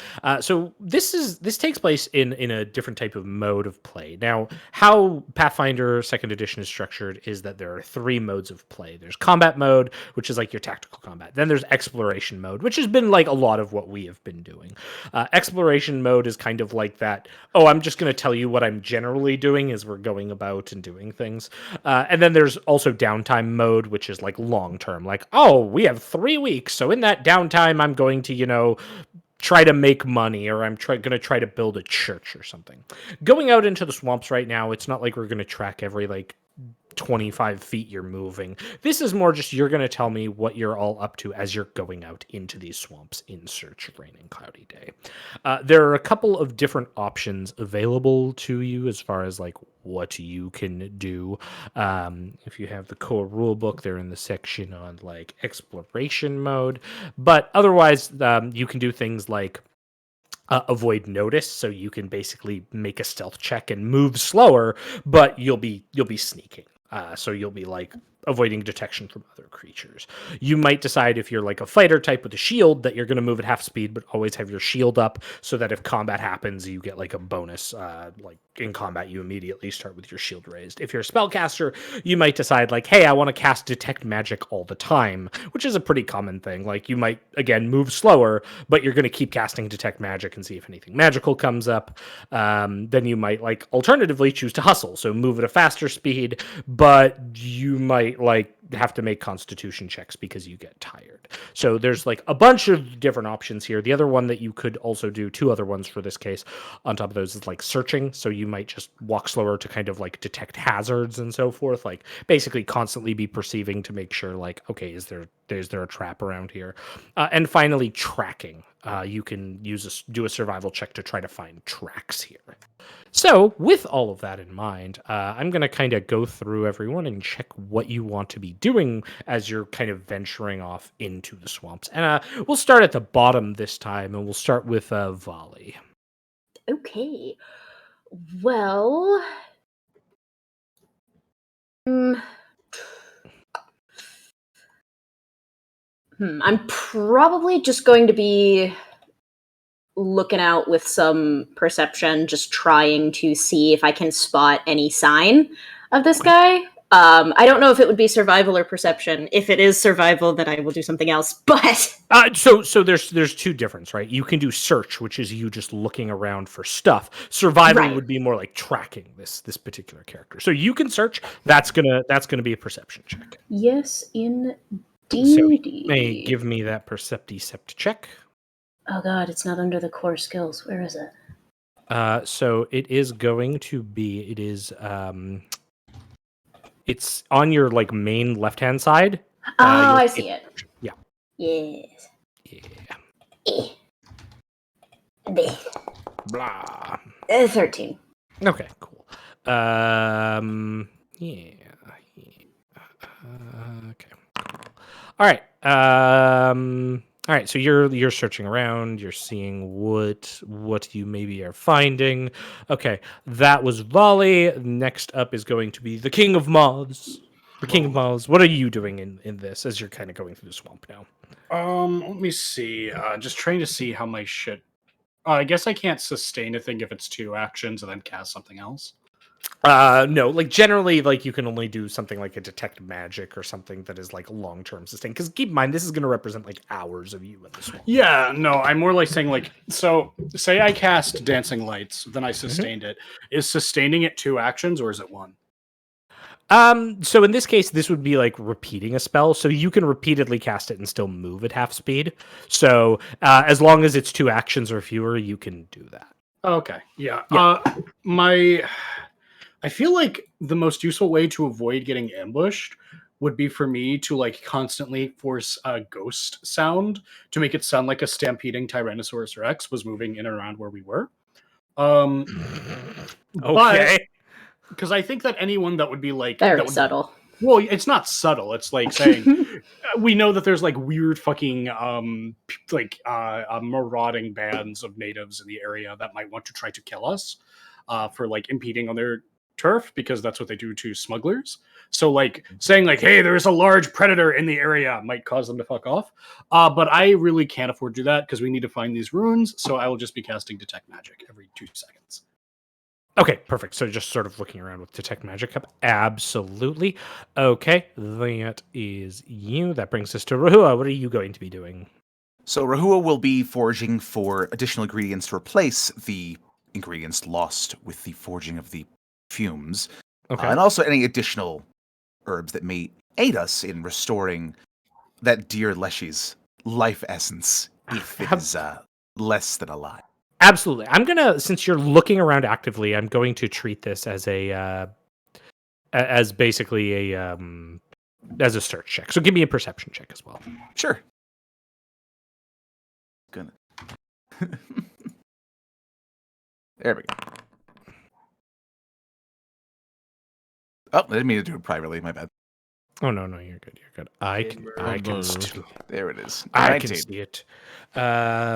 Okay, so 25 total. All right, perfect. We'll come back to that in a second. Thunderthuck, what are you doing on your as you're going through the swamp with your allies? As everyone's doing that, Thunder is like on all fours, going and just sniffing everything, just looking for tracks. Yeah, give me a survival check. Absolutely. He bends down, he sees like a footprint. You know, he licks the footprint, tastes it, tastes the air. Thunder got a 17. Oh, nice. Absolutely. All right. So with that, you are able to identify some tracks that match a fungal leshy's tread and taste based on what you've done. There's some tattered cloth that also bears the Pathfinder Society symbol on it, the glyph of the open road. And so, yeah, you're able to kind of guide your party as you're carrying on. And then finally, Baldric, what are you doing here? So run through me again real quick what everyone else has been doing. I know Odo was checking around with perception. Okay, so yeah, Odo was searching. The King of Moths is detecting magic around. Rahua was looking, also searching, but focusing a bit more on the nature side of things. And then Thunderthuck was doing tracking and had found tracks that matched rain, and it was sort of guiding you along. Okay. I'm going to have Baldric remain with the party, but he is going to move towards the shadows while trailing. Okay. Yeah, can you? So that is definitely going to be avoid notice. Can you give me a stealth check here? Yeah. No, any penalties, bonuses? No penalties or bonuses here. Just a flat check for now. You got it. I'll give you a 24. Heck yeah. Okay. So you're kind of off to the side now. To give the scene here, now that we've gone through all the mathing here, basically what's happened is Thunderthuck has taken lead. It's found these tracks, is sort of leading you through the swamplands. Volley's looking around, trying to catch sight of anything.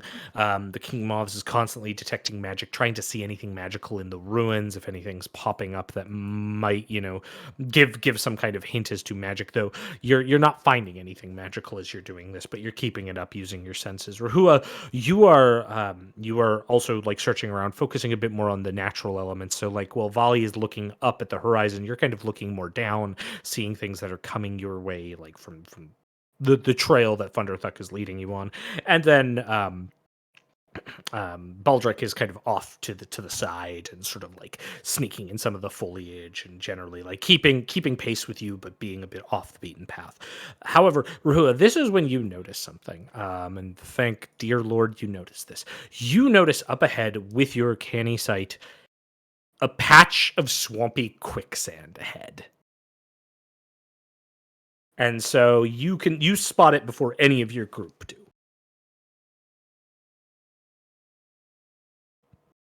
Oh no. Rahua.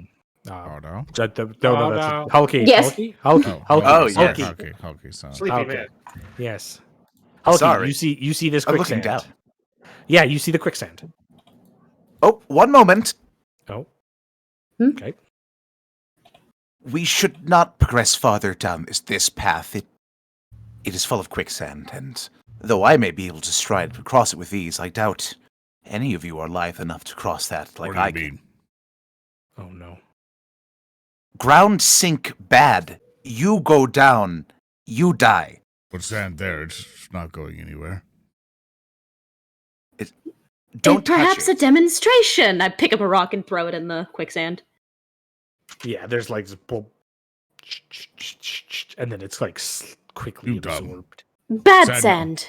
Sand not go fast. Baldric is literally just going to grab a rock and toss it onto the sand and then showcase to funny dummy man Thunder No, the concept of quicksand. that's sink sand, not quicksand. Yeah. Sink sand, yes. Sink sand. Now you know how ground works. Can we please move on to the ruins? We're going to have to take a detour to get around this pit. Well, how wide is it? Well, kind of cocking his head to the side. I don't know. It's very long. Oh. Well, perhaps a detour is in our best interest. Did we have someone tracking this fungus? I haven't been able to find head or tails of anything magical. Nothing from me.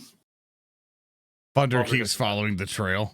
It just Okay. keeps going. Not Well, it going seems to as though it's respond, a- he's going- No, go on. I was saying Baldric is not responding to the party. He is not even here. Where did he go? solid snake alchemist in the woods. Well, All right. So you carry on for a ways. Eventually, as you near the end of your first day of travel, it's still sunlight out, but you've been traveling for about 8 hours to this point.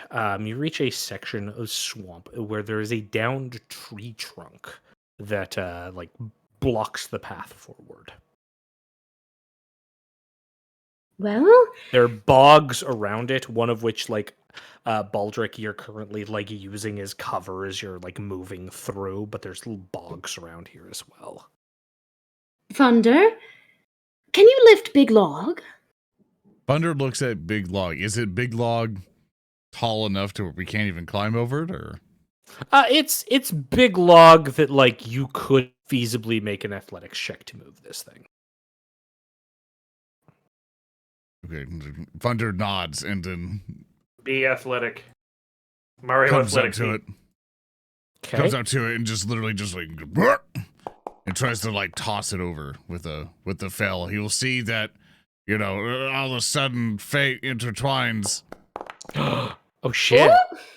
All And right. Thunder pretty much like log chunks it and just goes like Thunder, it's like Thunder have no time for this. And whoosh, Yeah, toss you it you back. lift up this immense log, like knock it over back into the bog, and with a splash, there are like it splashes, and the bog sort of like moves around, and you hear this like sound.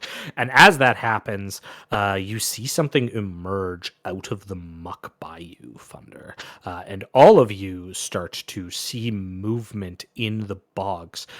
So I'm going to do this little thing here. I'm gonna hopefully you'll start moving over. I'd like y'all to click on your tokens and set the combat readiness state. I don't want you to roll initiative though, because there's a couple of these that are going to be predetermined. So for example, Thunder there. So one of the cool things is that there's no like initiative rule in Pathfinder 2nd edition. It's all sort of based on what you were doing as combat started. So in this case, Baldric and Thunderthuck were doing some active things prior that are going to allow them to make a different check here. So in Baldric's case, you had already like rolled. So I am going to just give you your roll of 24 for your stealth check from earlier. Thunderthuck, as silly as this may sound, was doing something. It like had this massive success with athletics. So he's actually going to get his athletics for initiative here because that was like what he was doing, and in fact this precipitated it. I don't know why I clicked the roll, ignore that, but I will update you to use your athletics roll. And now for the other two, I am going to get you to click on your tokens, and well, actually it's just going to be initiative. So basically the rest of you are going to use perception. And I think have all of you. Oh, Rahua, you need to set yourself into combat mode. Okay. To and to help you guys out, if ever he doesn't want to do it mainly on his end, what you can do on the left side of your character sheet, you'll see like your HP and stuff like that. Then you see initiative with a drop down menu. So say for example, if I am stealthing or something like that, you can just do the drop down menu and it'll switch it. Yeah. So in this case, I kept the rules you guys had previously, and then Rahua rules. Oh, perfect. Okay, so as this happens, you see several figures emerge out of the swamp. They appear to be these like horrific canine, like undead creatures with glowing eyes, stretched mouths, and they kind of let out this low moan as they emerge from the waters of the bog. But before we get started, how about we take a break here real quick? Let's take a little 5-minute, and then we'll come back and we'll do some combat. Yeah! Let's I go. don't really have a back screen, so you're just gonna still be on live audio as we take a little breather. Oh, I'm gonna Okay. snack. All right. See if I can. Let us take a quick break then. Quick little 5-minute, real quick. Burb. Do a little breaking. Breaking. Burp. Burb. Bourbon. Do a thing. So I guess I'll talk to chat. Hi, chat. Chat. How's it going? I guess I can say thank you to all the people who were scribbling. I'll go through it, and then we can talk. You guys can ask me any questions to be like, "Hi, the fuck is going on?" And then I can answer your questions. So first off, thank you, Majestic Space Duck, for your Twitch primers. Thank you so much, Warbuster, for your subscribble. Still with you. Thank you so much, sir. Thank you so much, Zerkar, for your subscribble. Thank you, Omega, for your subscribble, or giving somebody a subscribble. Thank you so much, Zinc, for your subscribble. Thank you so much, Zethari Chaos, for your 100 bits. Thank you so much, Mickey Aspire, for your 100 bits. Thank you so much, Omega, for your 200 bits. Thank you so much, Bearded Mandalorian, for your subscribble. Thank you so much, Mortis Demon _Lost, for your 100 biddies. Thank you so much, Wolf Regis, for your 20 gifted subarutis. Thank you, thank you. Thank you so much, PK Spark, for your 100 bits. Thank you so much, JTFX2, for your resubscribbling. Thank you so much, El Personide, for your subscribble. Woo, he said. Thank you so much, Omega, for gifting another subscribble. Thank you so much, Like Magnus, for your 100 bits. Thank you so much, OP1 Banofi, for gifting out 10 gifted subarunis. Thank you, thank you, thank you. Thank you so much, Omega, for your subscribble. Thank you so much, Charterly, for your 5 gifted subarunis. Thank you, thank you, thank you. And an additional 1 right after. Thank you so much, Ring Wraith, for your subscribble. Thank you so much, Leon, the DK, for resubscribing. Thank you so much, Trucifar, for gifting out a gifted subaruni. Thank you so much, Delta Trooper, for your 200 bit aruni. Thank you so much, Sir Ursine Warlord, for your resubscribble. Thank you so much, Trucifar, for giving out another subaruni or resubscribbling right there. Thank you so much, Ursinor, for your resubscribble. Thank you so much, Andrew, for scribbling as well. Thank you so much, Glacius Lupus, for your scribble. Thank you so much, Eastside Story, for your scribble. Thank you so much, Samuel Solo, for your scribble. Thank you so much, WKA Sparks, or WKA, for your 100 bitteroonies. Woo! Got it. Drink water. I've been sipping on stuff ever so slowly. Okay, Sipping does on anyone that have any too. major questions? Whew. Okay, let's see. So far, Patrick's just rocking it. Oh yeah, I like everyone's stuff so far. I'm still trying to figure out Thundersuck. That, or I might just change him to be a dwarven barbarian. Just do the accent that I usually do. Or just do Lehman Russ's thing as a human barbarian. That actually might work better, now that I think about it. If you're feeling better, hope you guys are doing something Dark Souls-y. You'd be definitely Pathfinder for that. We're just using the system for Pathfinder 2e right now. If we decide to stick with it, that's one thing that we try, that I think communication we really need to kind of nail into people's heads, is that we're not taking Pathfinder's lore and messing with it. We're literally only using the system, and we're doing our own custom world, which is currently the plan right now. Because that's something really, really hard to get into it. You live in Louisiana, right? Any problems with Hurricane Ida? No, I moved away from Louisiana about 3-ish years ago.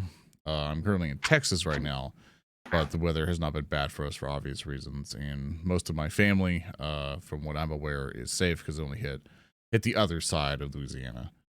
So I am safe, and my folks are safe from the folks I texted.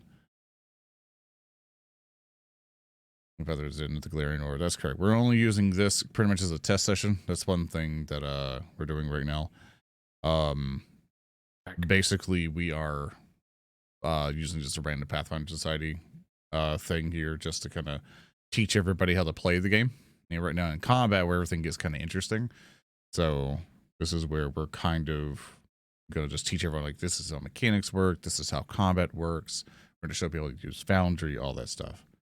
On canon story, yeah, there's nothing's canon here. It's literally just us figuring out, as with the ginormous text has been on the screen, a test session should obviously answer that question, but at the same time, you know, what kind of happens here kind of develops what happens later. But like right now, I'm kind of sitting here thinking, like, well, Thunderthug is kind of neat and all, but I might change him a little bit. So I'm already thinking of things to change. So as we said at the beginning of the stream, we will be, like, some of us may adjust things completely. Like, we might even not like the characters that we're playing at the end of it. So it's just all of us figuring it out. What virtual tabletop program are we using Foundry Virtual Tabletop, or Foundry VTT is really fun. We have a server provider who helps us out with it, and well, we pay them, and hopefully their servers stay up. As you play in the future, like, say, Battle Sector, more novels, a first-person shooter, just whatever I feel like it, really. That's kind of like, I don't have anything specific right now because I've been so busy with all this, but that's a general thing. Also, be sure to @ me or whatever if you're asking a question. Will this be integrated in the stream? Does it agree with your stream setup, or will it require a lot of manual admin? I need you to clarify what you're asking there. Be able to pet the dog, though. There might not even be a dog. And for some reason, Automod took put for misogyny. That's fucking weird. Okay, whatever. The link will just be put up on your YouTube. It's like, Automod's fucking stupid. Okay. I'll put this on the side channel. I'm not gonna put this on the main channel. So if you know where the VOD channel is, it'll be on there. Play Elden Ring in the future streams. This is not a question. I do want to play Dark Souls. I've never beaten Dark Souls, and I feel that I will suck dick at it, so I'm going to try to do that. Will I eat Mothman? Eventually. Elden Ring. Elden Ring. Mothman taste good. No, you looked at Shadow of the Demon Lore system with tabletop RPGs. Probably not. The issue with us picking a system is something that everybody likes. I think we all have our favorites, but it's something that we all universally need to be sold in on. Not to mention is, like, who's going to run it, who's going to do this, who's going to do that is always the biggest question. So that's just this is why we're doing this one, because this one seems to be the most universally like, hey, this might be the most compatible for all of our needs right now. So or in preferences. So we're just giving this a shot. We might not even stay with this. So this is us trying it out.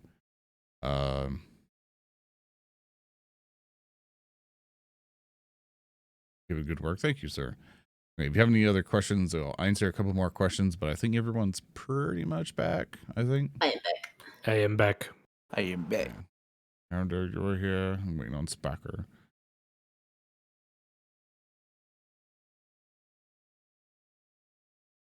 More the play and watch. Yeah, that's what I'm kind of thinking as well. I thought of being big ass barbarian dude. It might just also just be a dwarven warrior or fighter instead. And kind of be the dedicated tank. Yeah. So it's kind of things I'm shifting around trying to figure out. Because that's why we do these test sessions, because it helps us figure out kind of like, okay, did this character work or not?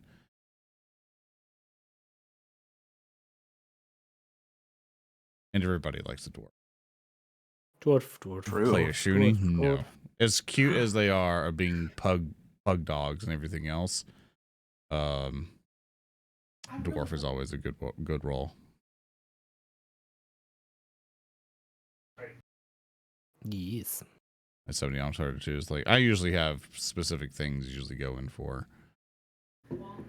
But of course, knowing for me, I'll sit down and write dwarf stuff all fucking day, so. Because my choices were either big barbarian man, barbarian dwarf, fighter dwarf, wizard, or literally fucking necromancer. So, but I play wizards all the time, so it's like, okay, we're gonna play a melee person this time. Not to mention fighters get attack of opportunity by default, so it's like, oh boy, now I get to just be that guy of any time anyone does anything near me. I think it's a manipulate action. It said, did you walk away from me and not do a side step instead of did you do a step action instead of a stride action? So I'm gonna fuck him up, and so good book of grudges is a dwarf. I'll integrate it. Oh, goody. Ooh, that's a great. Anytime shit happens, I'm like,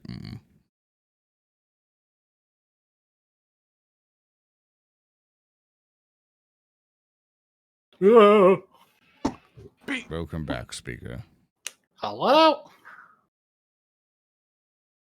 Oh god, you know when you like put your, because I assume everyone does, when you like put one of your legs up onto your knee or thigh or whatever, you know, just kind of bring up your leg. And sometimes if you do it in a way, my entire life.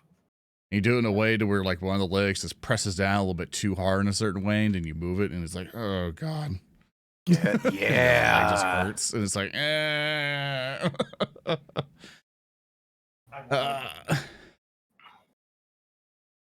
the journal of grievances. I'm using that.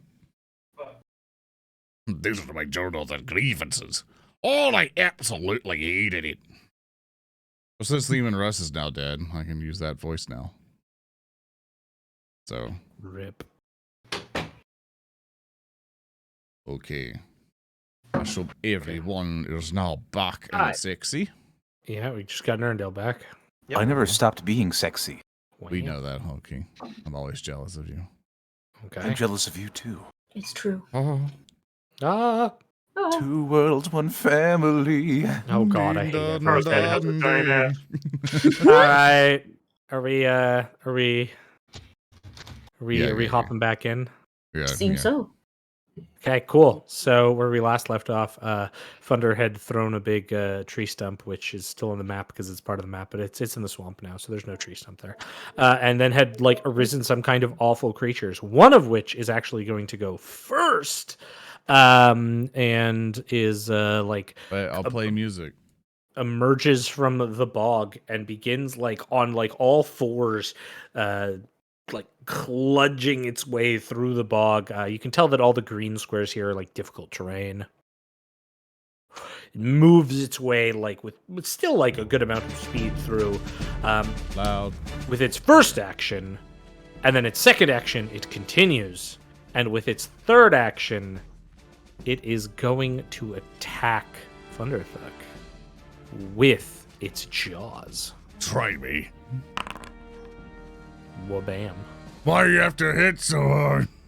Well, I hit by 5, so that's cool. And then I will roll the damage. And it bites you for 9 points of damage as this thing comes like running out of the muck, like skittering very quickly as it gets out, and then biting you in the side. Yeah, cool. Did you apply that, or do you want me to click the full button there? I leave that to you. Yeah, cool. Then that should have applied, right? Yeah. Yep. All right, so cool. And that is the 3 actions of that terrifying monstrosity that has rushed out. And that brings us to Thunderthuck. So just so everyone is aware, real quick, for how combat works in Pathfinder 2nd Edition, is everyone gets typically 3 actions that they can do. If it's a verb, it's an action. In this case, the creature that emerged from the muck made 2 move actions, and then it did an attack action onto Thunderthuck. So that was my go. Yeah. So, which thank you, Speaker, for linking to more lines, because that's one of the things a lot of fighters do, or can optimize their turns, because sometimes it's like, move, do this. Thankfully, this guy's already near me, so I could just go to town anyway. Probably should have thought I was going to do before things happened here. I surprised you. I mean, this is like, this thing came out. Blah, surprise! So one thing Thunder's going to do, obviously, like, boom, go into a rage. Everything okay, so 1 action to rage. Well. Yep, I have a toggle here that should do rage automatically for me, so I've toggled that with an ability that I have, because Findry VTT really helps with that. So we'll see if the math goes right. Looks like it has. Also going to do, let's see, making sure I have everything fine. Okay, yeah, so 1 action I'm going to do is basically hit him. So for everybody, just kind of like how we did with previously for everyone for like fantasy. I did a module for like quick targeting to where you can hold left alt and left click, or alternatively you can double right click and it'll target the creature. So what I also have for my hotbars, whenever I dragged in the action section, you'll see like your weapon or whatever. But the dice things to the left of it, I just dragged it onto my hotbar. So all I gotta do is press 2.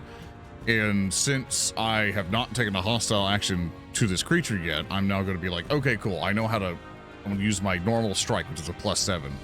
But because Pathfinder 2nd Edition has 3 actions, my first action obviously was to rage, so now I have 2 actions left. I could do anything with them, as Thurston explained, it was a verb. So I can either I can back up, and one thing that'll kind of like always messes with people who are used to like D&D 5e or normal Pathfinder and normal other D20 systems with attack of opportunity. Pathfinder 2nd Edition, like if I like do this or something, normally things don't have attack of opportunity. That's not a default thing anymore. That's not automatically in. So I could just move around wherever I want, but I don't need to because I'm going to hit this guy. So I'm going to do strike +7. Yep. Bam, hit him. Because Foundry VTT will do all the math for us. It tells me it hit him. So now that I've hit him with that, I go, okay, was it a crit? Because it'll tell me otherwise. Now I'm going to damage him. Then, of course, that's going to do just a massive, just with the rage, everything else, just boom, 15 points of damage, in which I can help out the Game Master by just basically clicking this for the full damage. Let's like less 1 token. I can't select a token, so he has to do it. Yep. So basically, or I'll just let Thurston control the damage. Bam. And say, for example, if you heal me, if that needs to be double damage, or if he has a resistance or something, normally he can adjust it on the fly. But yeah, with my rage toggle on everything else, I'm good. And everything just goes super quickly. So this combat can just go really fast. Like, it's just super snappy once you know what you're doing. So that was my second action. Now, I alternatively can attack again, which I'm confident I could do it, but we're going to do something else. One thing I really like with Pathfinder 2nd Edition is that you could use your other skills to do things. So I'm going to use Demoralize, which is 1 action. I'm going to look at this creature and go, "Roar!" And it's basically be like, fuck you, which I'm going to try to intimidate him. And I'm going to roll my intimidation to basically go after him. So the one thing I'm going to do here, and I did a quick thing at the top left here just to kind of make it just a little bit easier for us here, so we don't have to go back to our character sheets all the time. I'm going to roll an Intimidate check. So that is going to be an Intimidate versus his, I think, will save. So his will save is basically 10 plus whatever that number on it is. So did I succeed? You did not succeed. So it Okay. like looks at you, kind of like staring at you. It's still like voracious and hungry, and it doesn't seem to take note of your attempt to demoralize it. Awesome. And so now done all three of my actions, I then go, right. I'm in my turn, and now it's Rahua's turn. Rahua, you are up. So this thing has burst out, attacked Thunderthunker's turn, and smashed it back. If there's forgive me if I'm like Yep. being in teachy mode too bad. Oh, If no, you no, want me to you're shut good, the you're fuck good, you're up, good. Just tell me. You're good. But it does bring us to Rahua's turn. Wonderful. So Rahua, seeing the peril unfolding and seeing Thunderthuck in combat, is going to reach out his arm as the fingers just splay apart, and you see a green light welling up from within his forearm, and he's going to cast Forbidding Ward on Thunderthuck. Okay. So you can click the spell if you want to sort of like, yeah, there we go. So that'll give us the description. So you're going to ward an ally against attacks, so that's going to give them a +1 status bonus to their armor class and saves. And this lasts like takes 2 actions to cast it. And I assume you're warding him against the one that's beside him. Correct. Yeah, absolutely.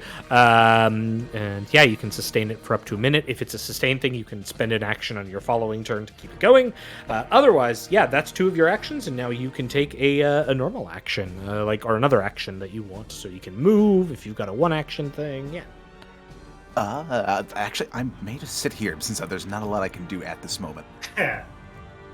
Okay. So you're just going to not to do anything I with the will- third action. I will wait. Okay. That brings us to Baldric. Baldric, you're kind of off because you were like stealthing up. You can tell that none of these things have taken note of you yet, though, so that's good. The only thing is that when you move through this green muck here, any square counts as double. Okay, so I need to move. I can move 25, Oh yeah, with a single action. Yeah. and we have. Are we actually mathed out here? Okay, we Yep. are. Yep. But remember, it's going to be twice as much. So like 10 feet is effectively all you can move in this green stuff because it's like difficult terrain to trudge through. So if I wanted to move 20, if I wanted to move 25 feet, that would be double action. Yeah. That'd be 2 actions and leave you with 1. Yep. Okay. From this position that I'm marking here, will I be able to see this? Yeah, absolutely, because that tree trunk isn't there anymore. Okay.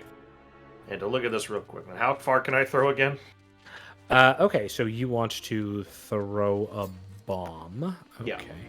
I believe, let me just pull up the range increment of that. Let's see here.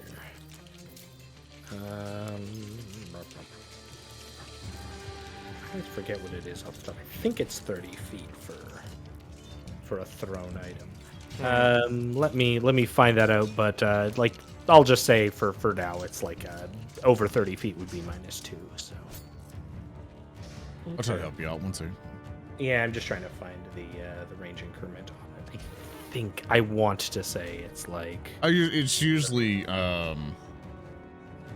usually 30 feet. I can kind of get you here. or 20. Like either way, it's going to be -2. So yeah. Okay. I just forget what it is for bottles off the top of my head because.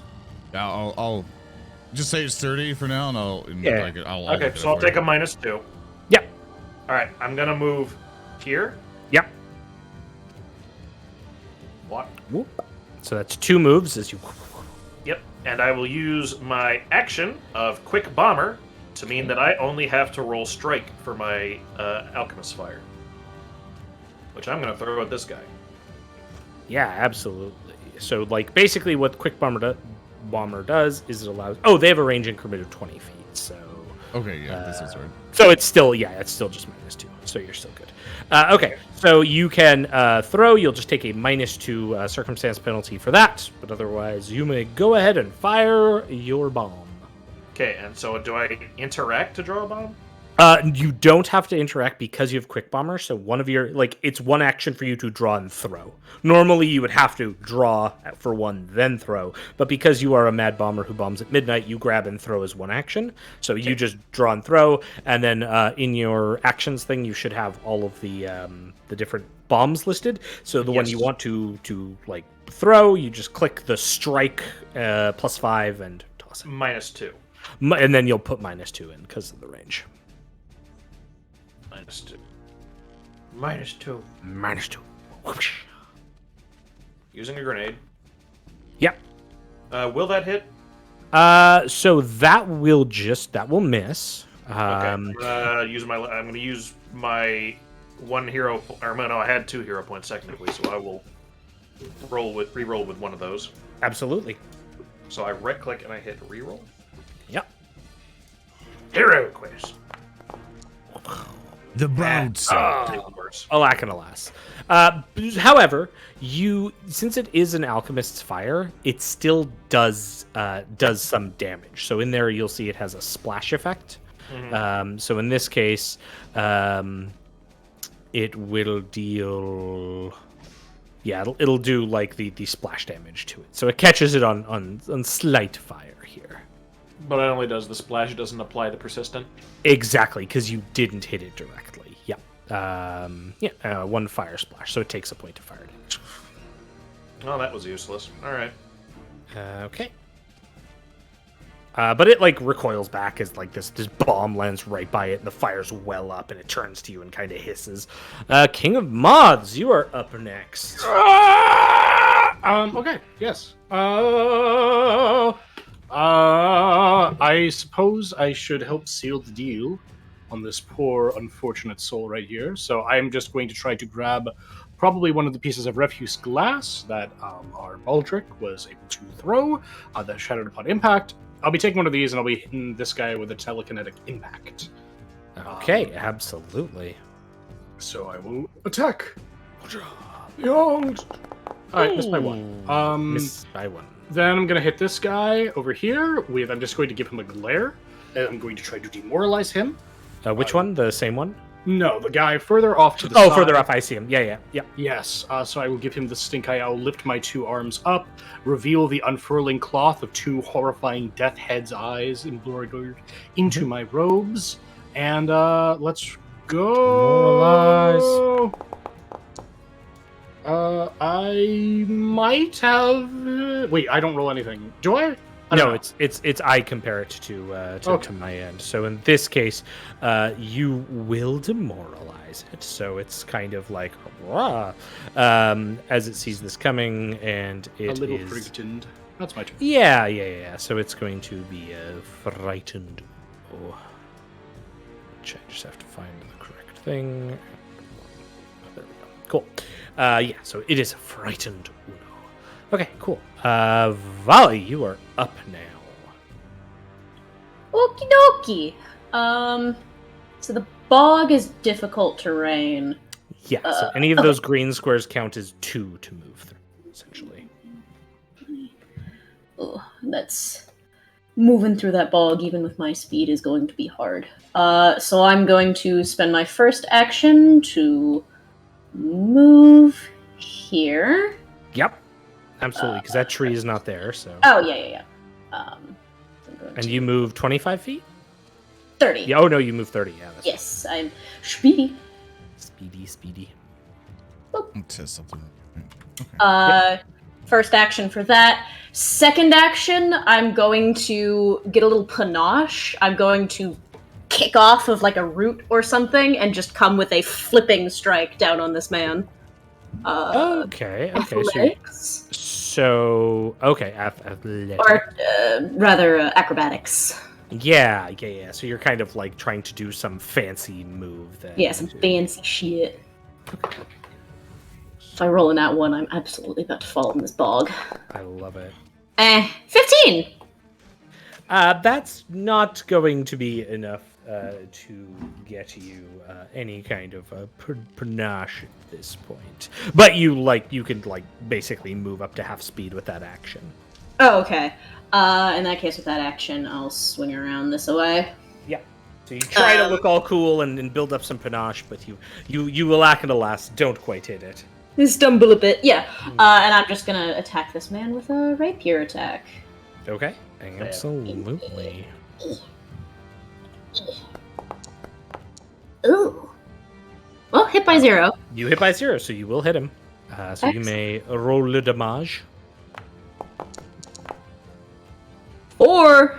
And then I will apply that. Now, as you have struck it with a non-bludgeoning weapon, you can tell that as you strike this thing, some of the like weeping sores on it burst up in like awfulness. Can you give me a reflex save, please? Gross. Yeah, Yes. very gross. Reflex, you said. Yes. Pretty speedy. Let's go. Pretty speedy. Ugh. Oh, God, 14. that's enough to like only take 2 points of poison damage, so just 2 points of damage as these things like splash up over you, and like some of them just like start to like dissolve and just cause you like general bad feelings. Ooh, grody. Yes. All right. So I'll mark that down on me. Okay. Now our frightened fellow goes and is going on all fours. Actually, double moves again. This time coming up to Thunderthuck. It is frightened, so it is going to take a penalty, but it is coming out and trying to attack you, Thunderthuck. Joining in with its prey. They seem to have some kind of like, all right, maneuvering here. Rolling. I said rolling. You can try. That's gonna miss And it terribly. fails. Forgot to target you. So yeah, blah. That sucks. So that's that one's go, and then with that, the fear effect will that effect will end on it. Boop. But the one by you, Volley, it goes. It sees you in front of it. It is targeting you and is trying to bite you. All right. I'm gonna nimble dodge. Okay, yeah, so you get a +2 to your armor class as you kind of attempt to dodge out of the way. We'll see what happens. So I'll hit you by 4, so with the nimble dodge, it'll still hit you. It is gonna bite you, friend. Blah, blah, blah, blah, blah, for 6 points. Ow. So it like starts biting into your leg, and there's like this crunching, awful sound as it does so. It's going to spend its next action making a feast, which allows it to tear into your flesh and gulp down after its jaw attack. This automatically deals another 4 points of damage to you. Yeah, there it is. So it deals another 4 points to you, and it seems to like gain health based off of this. Like as it's biting and eating your flesh, you can tell that its wounds are regenerating.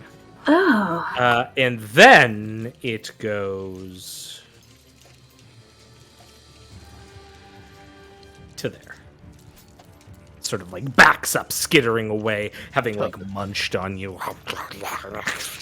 The one by Thunderthuck now is going and is like just like starting to tear into you. First, it's going to make a jaw attack on you, Thunderthuck. It will hit you by 7, so sadly the forbidding ward won't help you, but it will bite into you. Nom nom nom for 5 points. So it'll do one of that. Then, sorry, I applied that to the wrong person. I should have applied that to you. There we go. And then it is also going to do the same thing. It is going to feast on your flesh that it is partaking, doing 1 more point of damage, and it will regain a point of health, and then it will skitter away. And move Get back here. as it like rushes away again, like having bitten into you and taking out flesh. It seems to be quite content with that. Thunderthuck, you are up. Angry that it decided to run from me. He's gonna decide to go all out. still in a rage, still pissed off, and just hits this thing right below him. I don't know why I rolled damage first. I'll just keep that if I hit. Sorry. Yeah, Sure. Bam! Pretty much strikes down. Nearly getting a critical. Nearly crit. 12 does damage. I'll just give 12 some points. damage there. Yeah, I've And then applied I'll it. hit for the second time and just whoosh. I want to hero point. No, wait, did I? Do you have a should hero have one. point left? I should have one still, yeah. Okay. Okay. Roll. Why not have? Roll. It won't do it. Why? Oh, that's. I don't know. We'll try again. Whatever. Okay, worse anyway. Yes. It goes whoosh, whoosh, and hits him once. The second in. For the third one, I will demoralize him. Ooh, excellent. Give me your intimidation check on this fine fellow. Oh no, not quite enough. All right, not enough. It is so wanting to eat you. It is unaffected by your attempts to rage and yell at it. And then end of his turn. All right, Rahua, you are up. You see that these things have started coming out of the bog and attacking. Rahul will see the... knowing that the one just ran past him is damaged, he will reach out with that same arm he previously warded Thunderthuck with, and instead you'll see the green light turn to an orange as he casts Divine Lance. Ooh, on the one that ran like right beside you there? Or Yes. close beside you? Yeah, so target it and then give me some Divine Lance lovin'. Here we go. Wait, that's a terrible term. Yeah, try again. Never remember that. Okay. So remember, you can target it by clicking the left alt and then clicking on it. So that'll like actually have it targeted for you. Okay, Cool. and then roll the attack. Oh! No, that will six. miss. Now, do you have a hero point? You could attempt to reroll that if you I want. do. I would like to attempt to reroll it. Absolutely. So you can right click that and yeah. You want to do it on the divine spell attack, the one above it, though. There you go. Bam! Hit by 6. All right. So now you can roll me le damage. Sure, here it comes. Pow! As you're like this lance of divine energy goes out. It will hit it for 4 points of damage. Should they be taking the 6 from my spell attack mod? What? No. Oh, no, it's a building mod. Yeah, it's just a hit. So. Okay. Whoop, bam! So it takes 4 points as it like recoils back, hissing. It looks very wounded. Like this like light, this holy light comes over it, and like more of its boils pop, and it's like and it's hissing at you. That was 2 actions. You still got 1 left. What would you like to do? Oh, he's not in range. I absolutely would have reached out and grabbed him. I think there's little I can do. I simply don't have. You the can range. move. Just I remember, could move you to can him. move. Yeah, like, but tactical positioning is important in these. So That's true. yeah, so you just like shift up, like move up to him. Cool. Baldric, you are up. Still in the swamps. You see that these things have started to run around your allies. What are you going to do, my friend? I'm gonna do a quick alchemy to make another alchemist fire. Absolutely. Do I have to make a roll for that, or can I just? Nope. Have it You just get it. You just get whatever you want. All right. I have an alchemist fire. I'm gonna move up here, Okay. and then hell. Which of these two is hurt worse? The one to the south looks way worse. I'm going to help out Thunderthuck with a throw. Absolutely. So you kind of like trudge through, reaching just the border, while brewing up this bomb. You finish brewing it, and then huck it at the at your target. Correct. For some reason I can't get off. There we go. I guess I'm just stuck doing this. I Oh can't- no! You click the person at the top left there. Yeah, no, I'm you go. stuck measuring. Just click Forever. somewhere. Yeah, just click somewhere. I have. I've been doing that. Try refreshing. It might have just been like a Windows thing. You might have got stuck in the quicksand. Yeah, shouldn't have gone in that quicksand, man. Sink sand. Sink sand. Boundary. There we go. Boundary loves you. Yeah, now I have to wait for it to load everything again. It's okay. It's okay.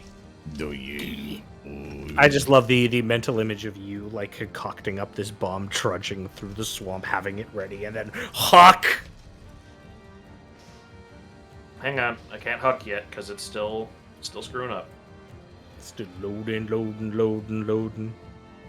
You're a huckster. Right, try that again. Absolutely. So you may target a man, throw the bomb. Roll. Oh! You You had one more hero point, so Don't hit me with it. This is annoying me. I will re-roll. reroll. Remember, it's the Oh, There we bam! All right, so you critically hit it. So roll me damage. Now I This'll get be- to roll the big blast. Oh yeah. Luckily, because you are a bomber, you can exclude the splash, so Thunder won't take a shit ton of damage. Well, not a You shit know I ton. won't let him explode. That's true. Ah! Okay, so that will hit. Fucking annoying. It will do. Yeah, you rolled the critical damage there, right? Yeah, I rolled critical damage. That's why I'm even doing 4. Sweet. But it's also now got persistent fire on it. So it's got persistent damage on it. It's got fire. It's got 2. It's like, oh, you get a critical hit. That means you could do up to 16 damage or down to 4. Yeah, this is a Correct. persistence damage status thing. It looks like a Yeah, I got sword it. thing. I got it.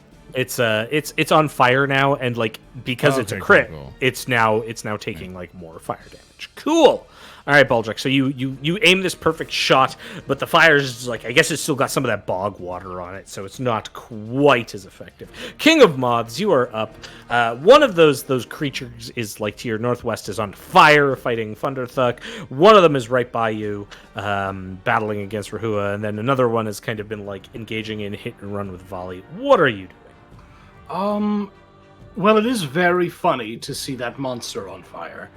I can't help but feel like that if it flees in a terrible cacophony of motion, it might just come after me. So it behooves me to actually deal with these pests. Even though they seem to be fleeing, and I'm not sure if they are trying to leave or trick us or whatever. I don't know. These are gnats. We might as well do some pest control. I'll go ahead and spend 3 actions casting Magic Missile. Okay, on which one? Or where are you going to direct your missiles? Well, I think we'll see how it goes. So the first one we're going to direct is at the main. I think do you have, I have to declare them all at once. Yeah, I think so. Yep. Oh, that's not sure. good. Take a chance. Yeah.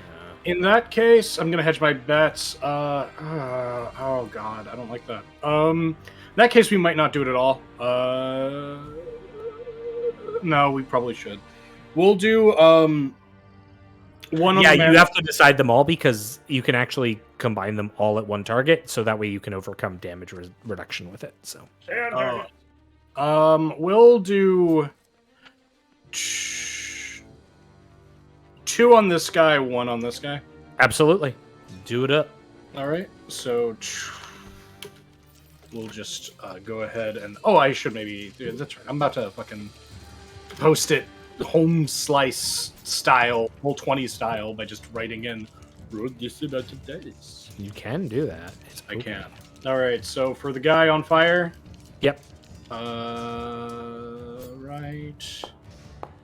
Just getting 5 for the first one, Okay, and then for the second. 4 for the next one, so 9 in total.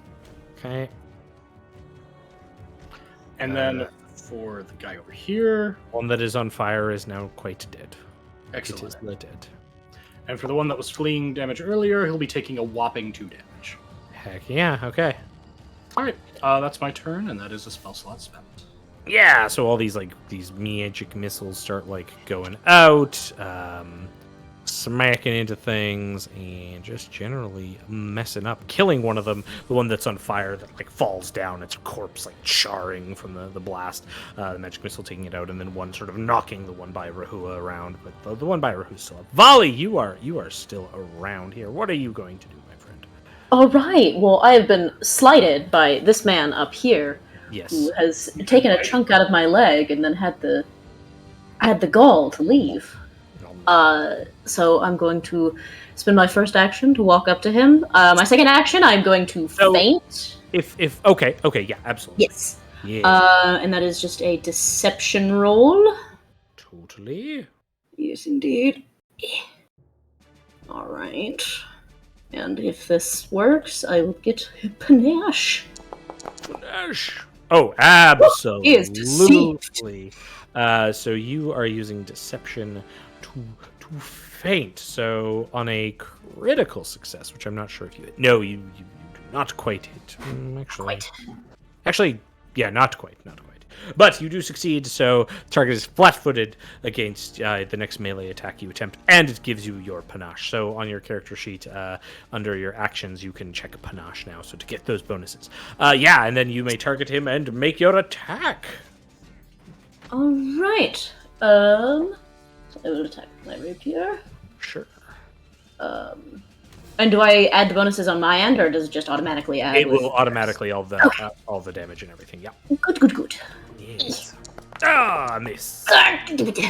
Wait, do I have another hero point? I spent an earlier one. Did we get another one? Yes, you did. would have one more. Yes. I'm going to spend that. All right, do it up. Yeah. Reroll.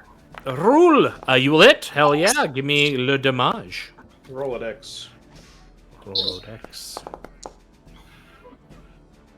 For 6 points. Which shouldn't the panache give me an extra 2?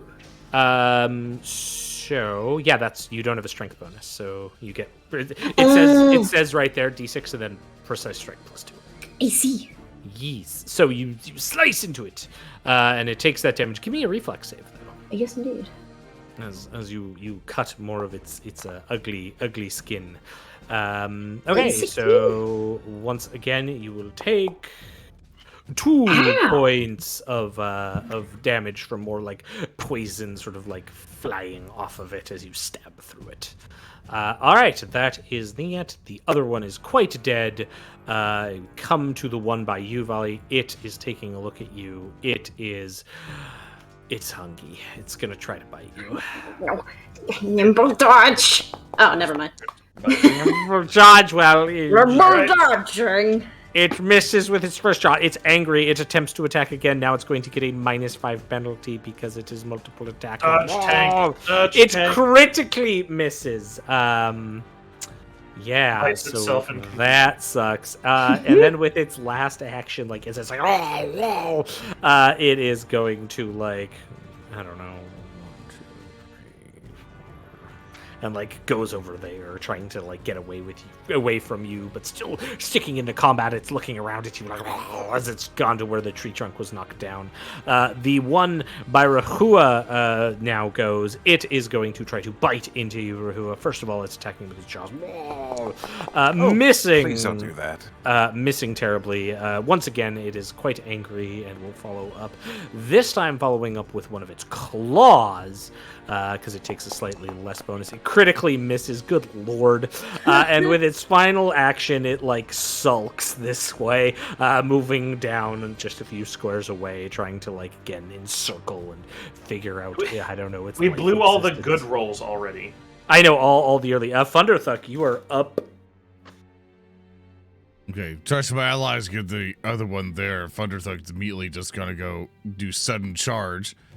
Okay. So basically I can, and it's basically the same amount anyway, but he's going to go, whoop. He's going to position himself this way. So whenever. Going into the muck. Yeah, pretty much when Odo kind of gets to the side, we can do a flanking maneuver. And then Thunderthuck's going to bash this thing with that same action pretty much, and it didn't work, but I can attack with the second, hitting by 3, and then doing 14 damage. Oh, 14 very good. Nice. Well, bam! And then you will put that thing into the ground, is what you will do. Actually, and that's all Thunderthuck can do. Wreck. Oops, wrong one. It is this one. Wrecked. All right, Rahua, you are up. Oh, I don't like him running away. So Rahu is going to pursue. Yep, so move and attack. And he will strike with this funny thing. It's still targeted. Good. And a pick. That will hit. Roll me Right. damage. Here it comes. 6 damage as the end of his arm forms into a mighty, horrid point. He drives it down into the creature. Okay, give me a reflex save as more of this, like, spittle substance comes flying off of it. Sure. Oh! Oh! Do I have an extra hero point? I think I did. I have 2. I don't know. You did have 2. You would have 1. You should all be tracking these, darn it. You're correct. I am very hero. Okay. Roll. You may roll the hero point. I believe that you have this point. Roll hero. Oh, thank God. So you'll succeed, and so you will take 1 point instead of 2. And I will apply that to you as like more of this like awful substance comes and spittles on of you. To save 1 whole damage. Yeah. Hey, if I rolled a 4, it would have been 8 damage. So the hero point, got its mileage. Okay, and with that, the last of the creatures are slain. All of you are kind of like have a moment to breathe as the last of these like horrific entities are destroyed. I hate the wilderness. Can somebody help? Owie. Oh, I may be able to assist. Oh, you're a saint. Thunder starts eating one of them. I am not entirely saint. I don't think you should do that. That's definitely going to give you a tummy ache. Give me a fortitude save, Thunder. Okay, excellent. Very good. Gotta see, say it's her. Like, okay. 17. You will take 2 points of poison damage or 1 point of poison damage from that. Cool. He'll keep eating it. You're like eating these. This thing has an ability called diseased pustules, and you're just like. He has no fear. I'm just gonna put my hand on the swashbuckler's shoulder, looking at this sight. Isn't nature beautiful? I hate the swamp so much. They do have an unexpected charm, though. All right, name one. Well, people have a hard time finding bodies there. I would not say that. There's plenty of fauna, and there's always something mysterious lying in wait. As this is happening, like a figure comes out of the brush towards you. Yes, Well, you come out of the bog, kind of greeting them, and as that happens, another figure comes like further northwest down the path, like open arms, kind of like in a non-threatening manner. It appears to be a red lizard folk. Look at him. Yeah. He's most certainly a lizard, too. He has a bow strapped on his back. He's holding some arrows in one hand, but like is trying to present itself as like very non-threatening. Lizardo himself. Hello. Greetings.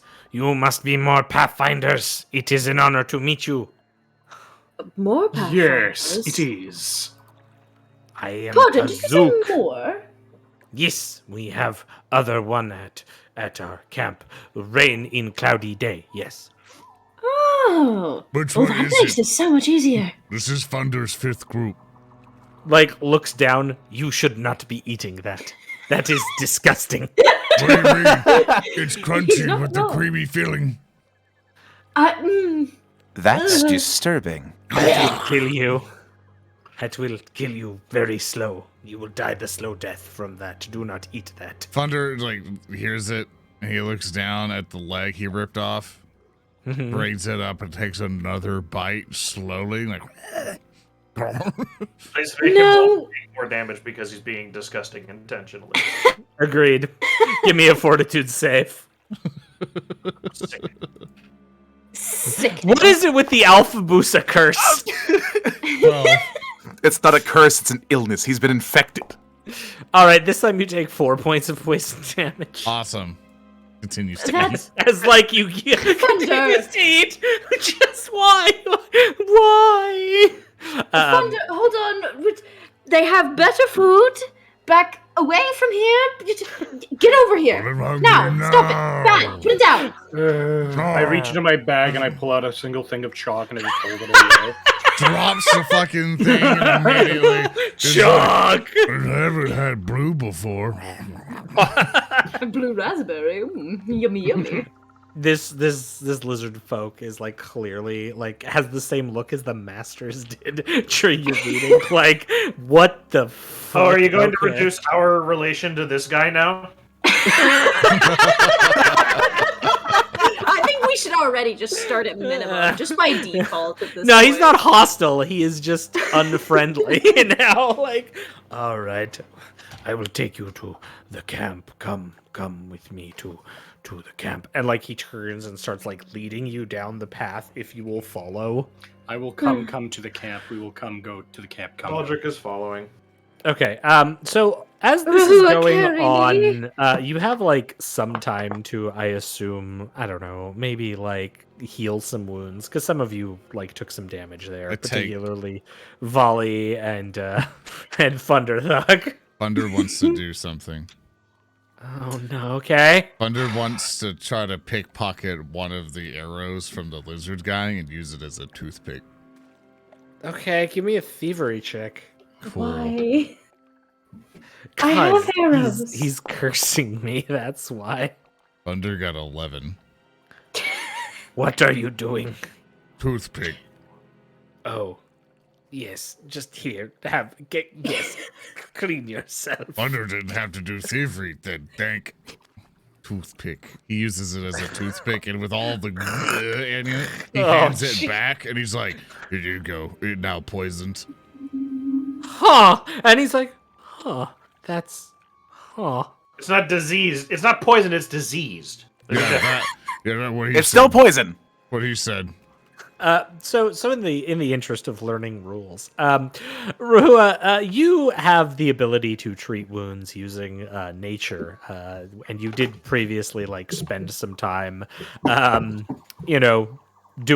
gathering herbs and whatnot. So I'm gonna let you pick one person in the party who you would want to maybe make a nature test on to try to heal some wounds. You literally don't even have to heal me. Just heal someone who's been wounded. Yeah. So like, considering I already agreed to heal our deft swashbuckler, I will heal her instead. okay, yeah, give me nature or medicine, whatever you have that's higher. Your choice. Okay. And they're both the same. So Yeah, your pick. So probably nature then, because you have that special herbalist ability to do. yes, I will do the nature. Let's see Yes. what it does. Do the thing. Oh. Okay. So not quite enough. It's not enough to like heal any wounds, but you don't hurt her. That's a thing. This Could walk I, is taking a while. She is basically immune to this treatment for an hour. So basically, like you can only treat her once in the hour-long period. However, Could since it I- only takes 10 minutes, you could try it on Thunder if you want as well. See, I also have heal as a spell. Yeah, you could just use heal as a spell. Absolutely. Yeah. I always recommend using treat wounds on somebody because your heal spell obviously takes a spell slot. Of and course. Maybe you have to Yeah. do stuff to get it back. But Thunder will come up to Ruhua.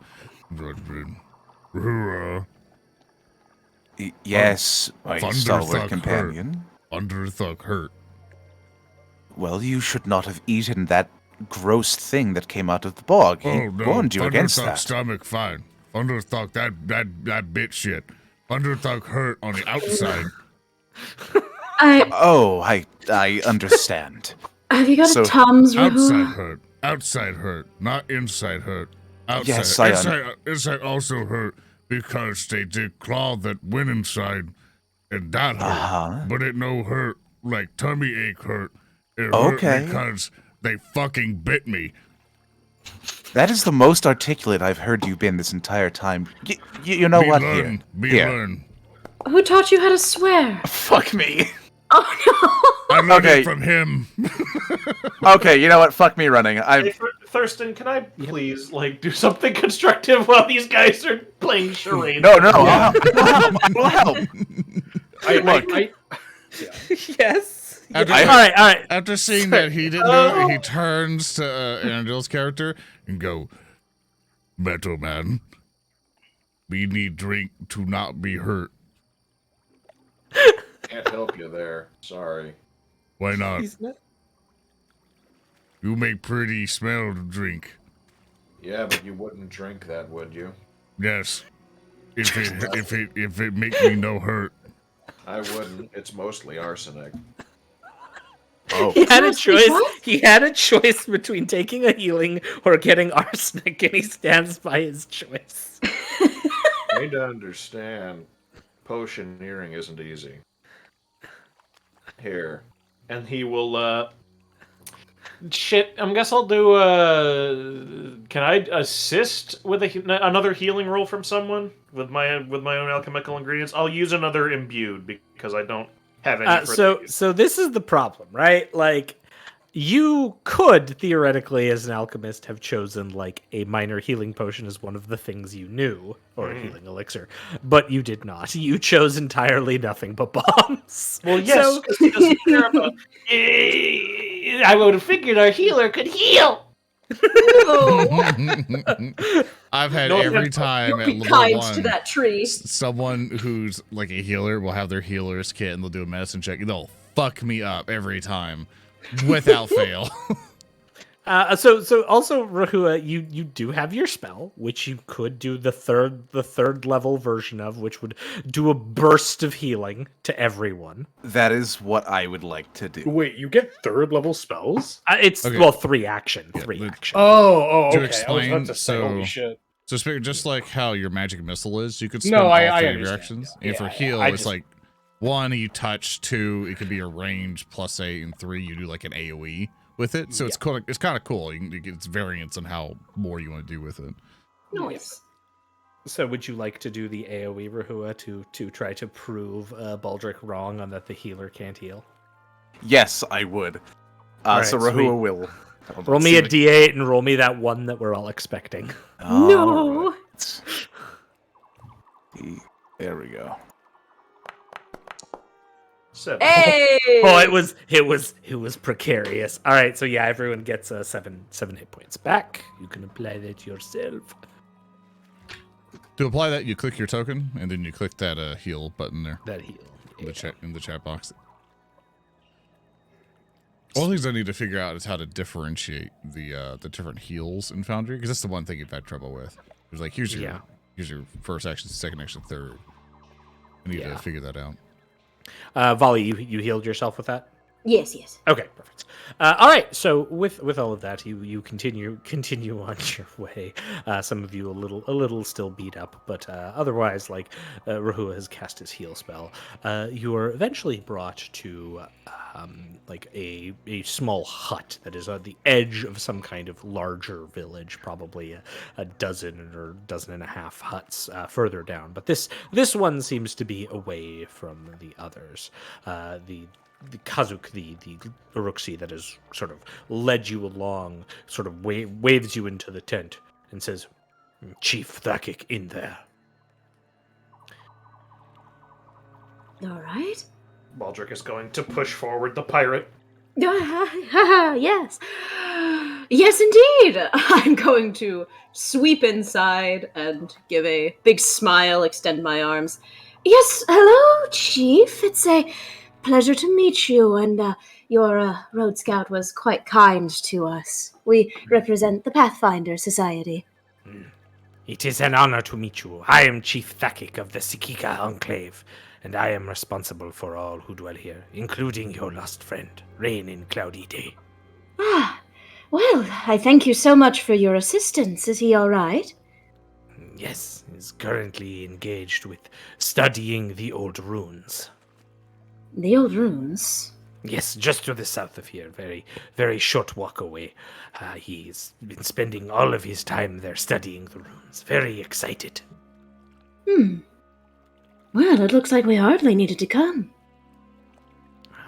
He said he was wanting to study. Has been studying for so many days now, looking at them. Well, glad that you gave him the opportunity to. Would you mind too terribly if we went to go and join him? Yes, you may go. It is to the south, just a little bit of ways. Naturally. Thank you very much, my good friend. And, will we get an escort from anyone here, or shall we just go? We can arrange for, and you hear this like shouting, attack, attack, enter attack, and like Thakik stands up immediately, and she like comes Oh. outside, and like Kazook is now like rushing up, having gone back to the village briefly, like winged creatures attack the village, and then you hear this like shout from the south, no, it's bad, no, and like Thakik looks at you. Your friend is in danger. We will go to the village. Well, friend is really a strong word, but... You know, our little friend seems to have a knack for getting himself in danger, doesn't he? Well, we don't have his scholastic notes, so there's no reason to let him die. I suppose we'll have to help. Noble Scion Elder, the cult, the Order of the Moth shall aid you in this endeavor. I am the King of Moths, and as long as I live, there shall not... Where's the bloody bat? All right. Those will have to help. All right. So I'm going to place you where you are. Once again, if you can click on your tokens, right click, and set yourselves into combat mode. Da-na-na-na-na. And then I'm just gonna. Okay, got everyone. I'm just gonna roll all your initiatives for you because you know that's what I do. Bam. Cool. Oh look, all these dice roll. All right. Rahua, you get to go first. You can see through some of the like the ruins and stuff that there is some kind of figure further to the south, but there are like winged creatures flying amongst the ruins. They're tiny, maybe the size of like fat cats with wings, but you see these like darting forms sort of moving in the ruins. Well, What we would you will like not. to do? I guess we will start moving upwards and try and reach the ruins. Okay, absolutely. Thunder would like to stand here and then roll a perception check, looking for anybody who did like tripwire, or maybe there's like a. It's not Thunder's turn yet. You're still in sorry. we're doing that's combat, right. I'm dog. sorry. I forgot Yeah. it's combat. My bad. I thought it was freeform into the action. My bad. I'm No. stupid. Yeah, come on, let your buddies do it. Okay, so Ruhua, you're moving up to there? I'm gonna move up again. Yeah, through the little bog there. Yeah, it's cool.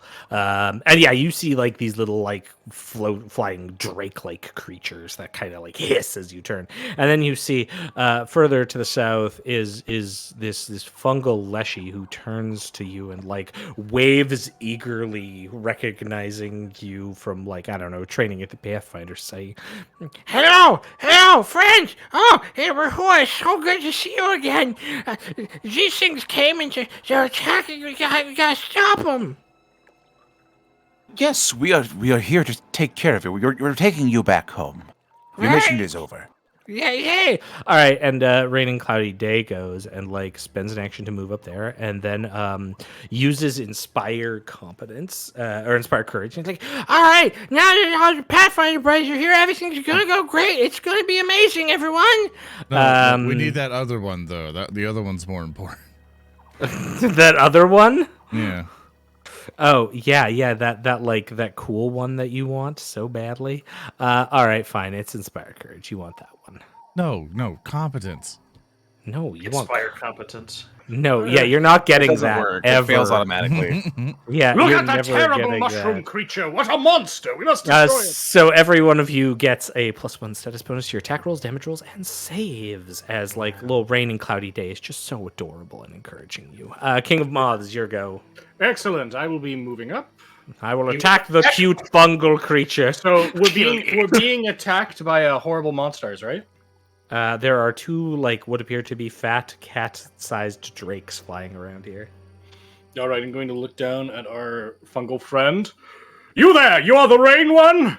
Yes, I'm Rain and Cloudy. Yeah, hi. Excellent. Do not move. I'm going to cast Okay. conjure object, and I am just going to cast a large winding fire in his area, and I'm just going to catch him in his resulting area aflame. Okay. With illusions. With illusory magic. Illusory magic. And since we're basically being attacked by bats, my understanding is that essentially insofar as this fire is raging, these bats, being animals, will probably not enter into the space. I don't really know how to cast this per se. There you go. And so he is probably not going to be getting nibbled on by animals for the next 10 minutes.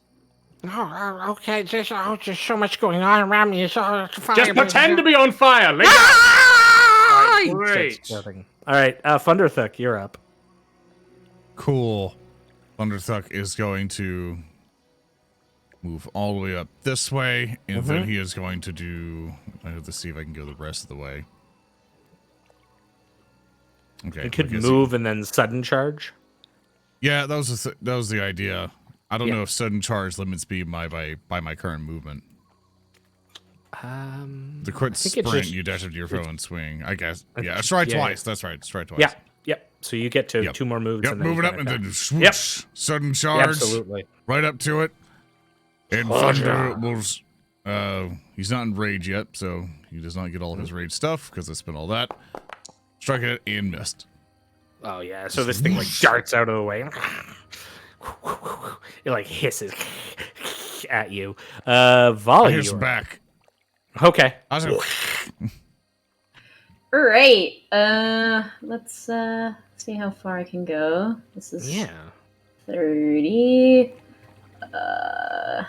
My 2 moves will get me here. Yep. I've got a hand crossbow, so I'll just fire that at this little fucking dude. Absolutely.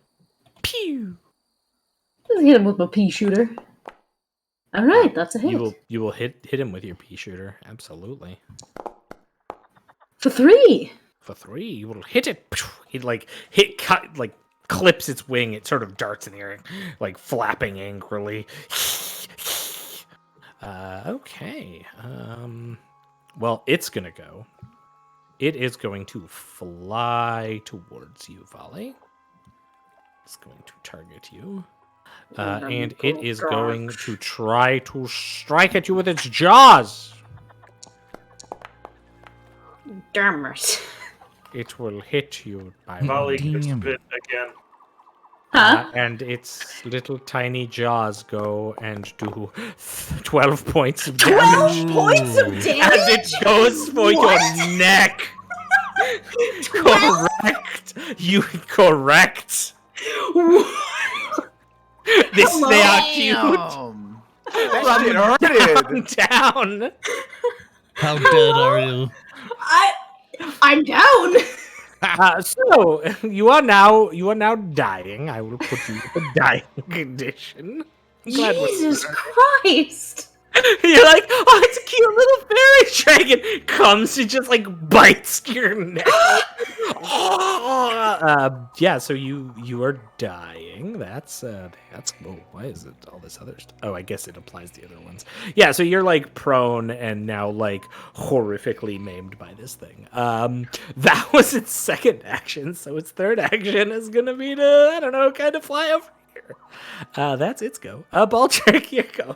You see your swashbuckling pirate friend like move forward, like firing a hand crossbow, and then this thing just darts, bites your neck, and pulls away. Trying to think here. Dangerous. That's not a very good ability. I'll tell you what. I'm going to try to do a deception so I can go into stealth using my ability, whose name I forget. Okay, which one are you trying to stealth against? Oh, the one that's currently moving towards us. Okay, yeah, absolutely. So I would need to roll a deception, yeah? Yes. This is one action, right? Yep, one action to do this. Okay, it's not going to be great. Do I have any bonuses because I'm not the only one targeted here? Its DC is probably going to be a bit lower, so you roll it and I'll apply the math on my end. It seems like it's not quite noticing you at the moment. Like it's focused on probably the King of Moths right now. Okay, so the distraction dealt with. I'm going to move up to here.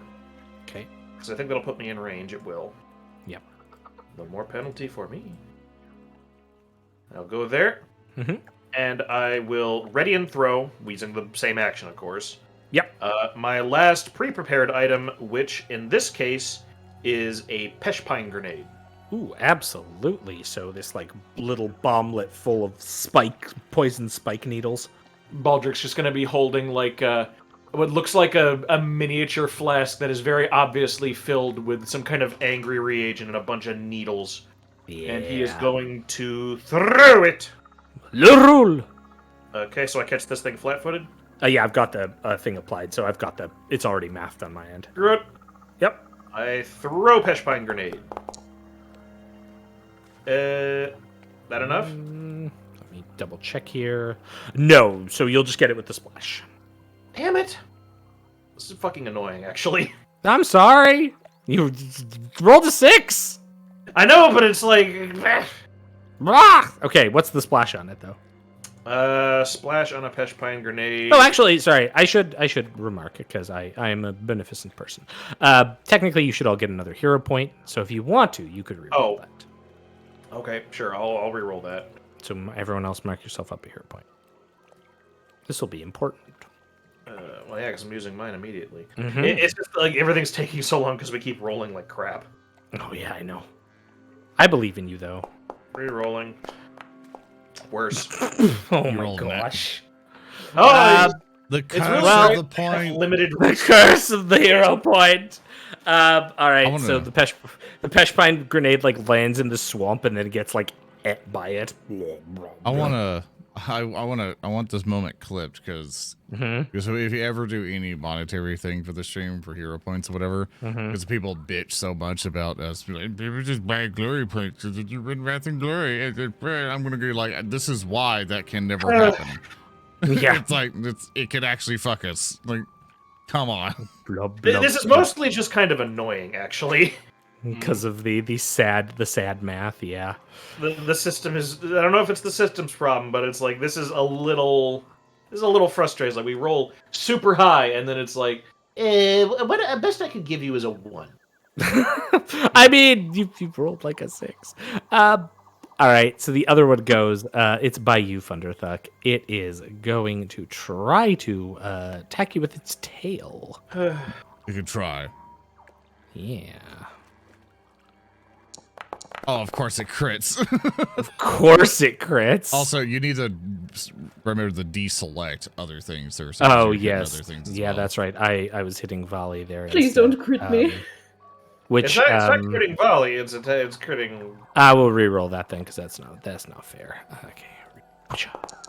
Okay, it'll hit Thunderthuck by 1, and I still have to deselect volley. Okay, there we go. Hits you Thunderthuck by 1, and then goes with its blop for 10 points onto Thunderthuck.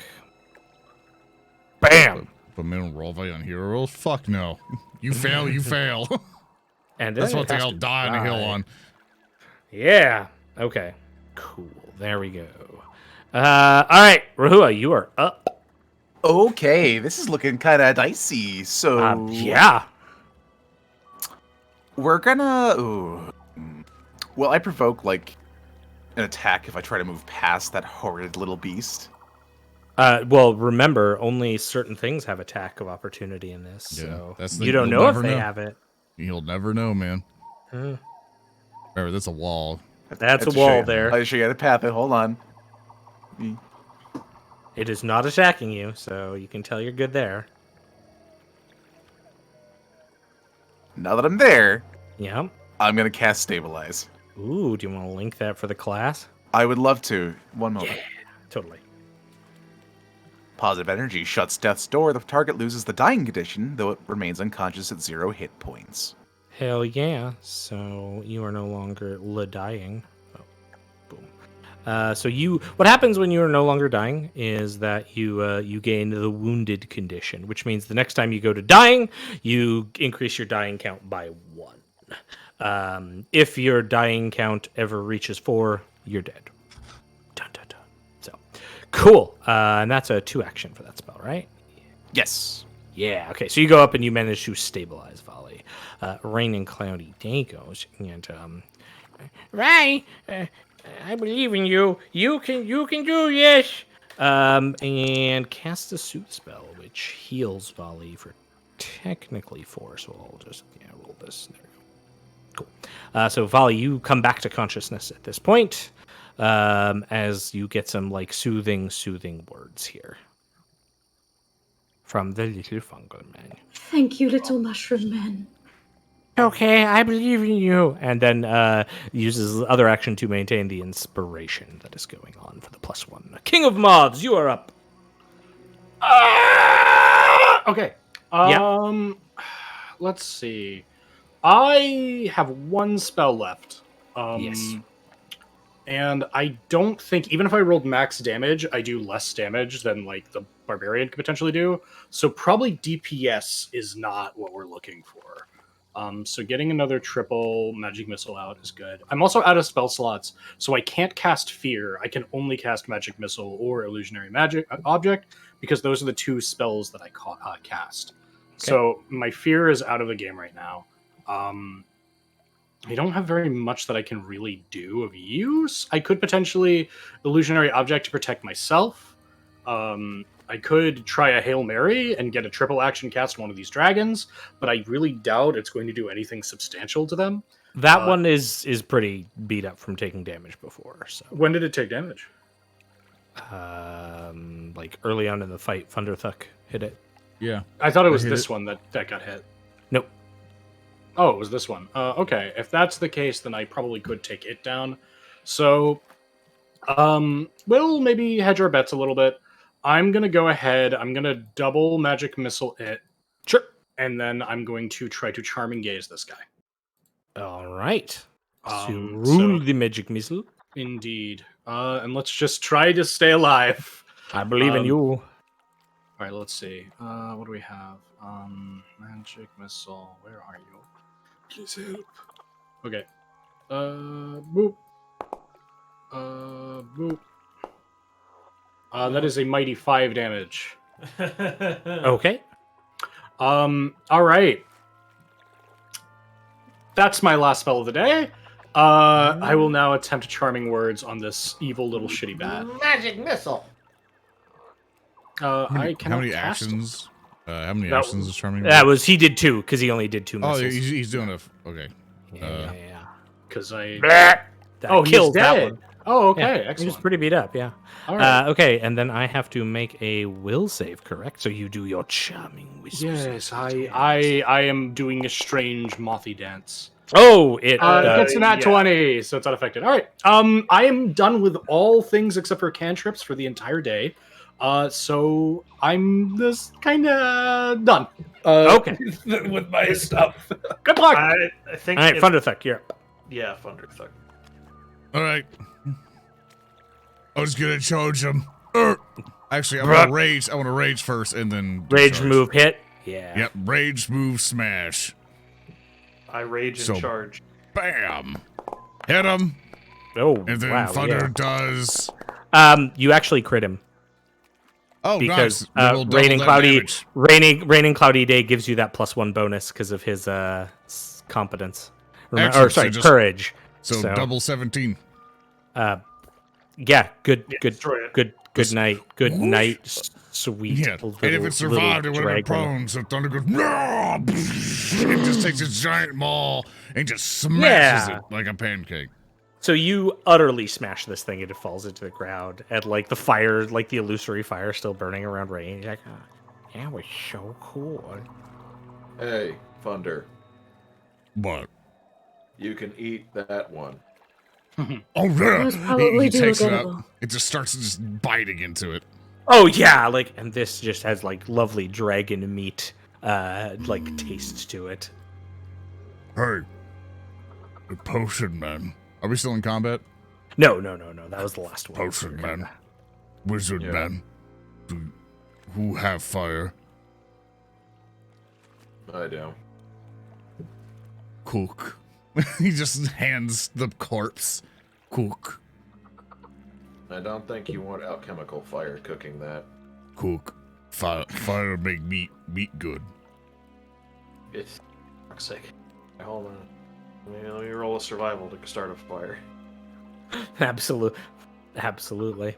Uh-oh, the King and Moths approaches I Raining will Cloud. approach this tiny fungal man. Whatever. I don't care. You're like, here's a match. Yeah. I don't fucking care. Hunter's gonna. You could probably just Make the jangle fire. keys in front of his head and he'll be happy.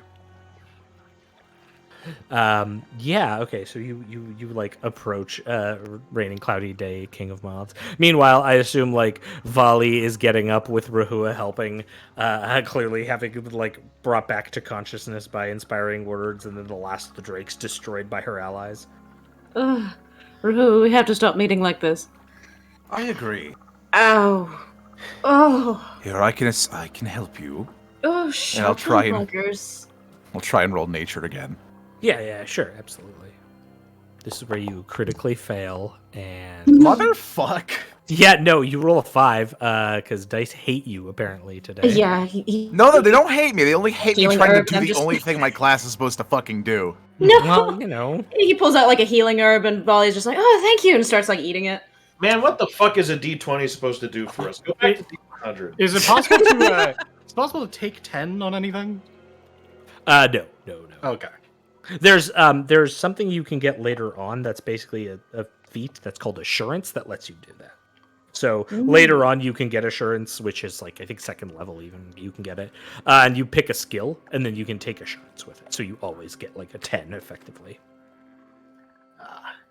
So later on you can take Assurance in like nature, for example, and then you're generally always going to succeed that check and do like So does it regular let healing. does it let you just choose to take 10, or does it like you cannot get lower than 10 unless you roll that? It lets you take 10 effectively. Oh, okay. It's for something like Yeah. manual stuff. It's like I'm obviously gonna win this roll, so it's just I just do it, you know. Yeah, so it's good for like, okay, if I just want to get the guaranteed healing, then I'll get the guaranteed healing. But You but, choose like, not to try to yeah. crit. Exactly, essentially, or risk the I crit fail. Which, Yeah. yeah. It's painful. Alright. Lisa the painful. Okay. Yes. Is the mushroom man prepared? Prepare for why? I was Good evening, good sir. We have just recently saved your life. We are fellows within the Pathfinder Society. We were sent to ascertain your progress and exfiltrate you from this dreadful bog hell. Any questions? Oh yeah, I was doing my confirmation, but then I found these ruins and I thought I should study them because look at them, they're ancient. That's great. So, about the runes. Yes, yeah. Look, they're old Atlantean ruins, and they're well, I think they're post-Atlantean. I've been researching them. I've taken copious notes, and he like pulls out his little journal that has all of these notes in it. Ah, Atlantis, the good people of Lemuria. Well, Oh, for fuck's sake. You motherfucker. Show's over. That's it. I was actually about to say we've kind of like I think reached the generic cutoff point here, as you have saved Raining Cloudy Day. At this point, you would kind of have like a rest period where like each of you would actually rest for the evening and regain all your spells. So don't worry, Speaker, you'd kind of use your spells properly for the day there. And like yeah, you all kind of rest with the Chief Thakik, who thanks you all for what you did. Thunderthuck eats the mushroom man. And you learn from Rain that there is some kind of ancient Aslanti ruin nearby where these like drakes have been like occasionally popping out of, but they've never attacked in such an intense manner. So maybe for the future you might go and inspect those ruins. But that is another story. this is fantastic. Oh my I gosh. like it. Oh my gosh, the oh god, why? Well, no, not a cat boy VTuber. Wow. Oh my god. Have you ever heard of the eldritch god known as Germa? Use a grenade. Germa should be a god in our original pantheon. I Use a grenade. agree. Sergeant Tarkus, use a grenade. Sergeant Tarkus, go. So Thurston, you know how like, you know, my character has that whole thing of like, it has to take a deity. Mm-hmm. Represents. Given No, I see where you're going with this. I don't even need it. I just need to make mouth sounds. You cannot make your deity Germa. Oh no. Yes, I Oh, can. no. I can have a chaos entity. It's my You can gene. join my cult. Germa! No! The German No! order. So thank you all for our first test session Yeah. of Le Pathfinder. Le Pathfinder. Yeah. Thanks, Chad, for Pathfinder. Thanks, guys. Pathfinder. thanks, Chad, for chilling with us and everything. Absolutely. What we're gonna do, we're gonna go ahead and end some things off here. I want to probably talk about our experiences, kind of like get a feel of a lot of things, and yeah, we'll keep everyone posted on Patreon and stuff like that. I'll try to just push this out onto the VOD channel, if you're in the Discords and stuff like that. Okay, I don't know if you have a link to the Discord or whatever. I do. I'll drop it. Give me 2 seconds. Yeah, and you can join the WarHams Discord there if you want to get all the news and information that all that stuff. Because if you don't have Twitter or you hate Twitter, stuff like that, I understand. Can't do anything else. Also, WarHams.tv, so you'll find all information about us. But for news and stuff like that, Discord is usually one of the best places because we inform everyone there. We also have the Twitter linked in there, so you don't have to miss any posts. Just your one-stop thing for everything WarHams, either the Discord or WarHams.tv to catch up all the things, etc. I fucking hate you.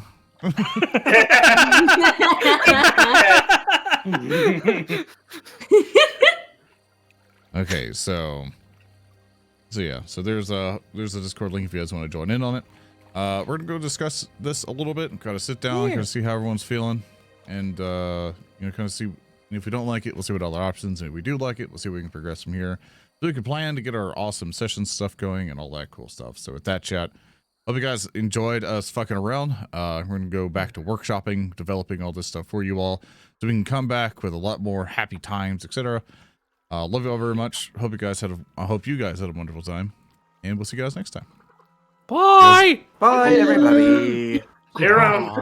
Also, 40K, the 40K last 40K episode is up on YouTube, by the way, and we will be here this Saturday for the next one. Love y'all. Goodbye. Bye. Bye-bye. Bye. Bye-bye. Talk.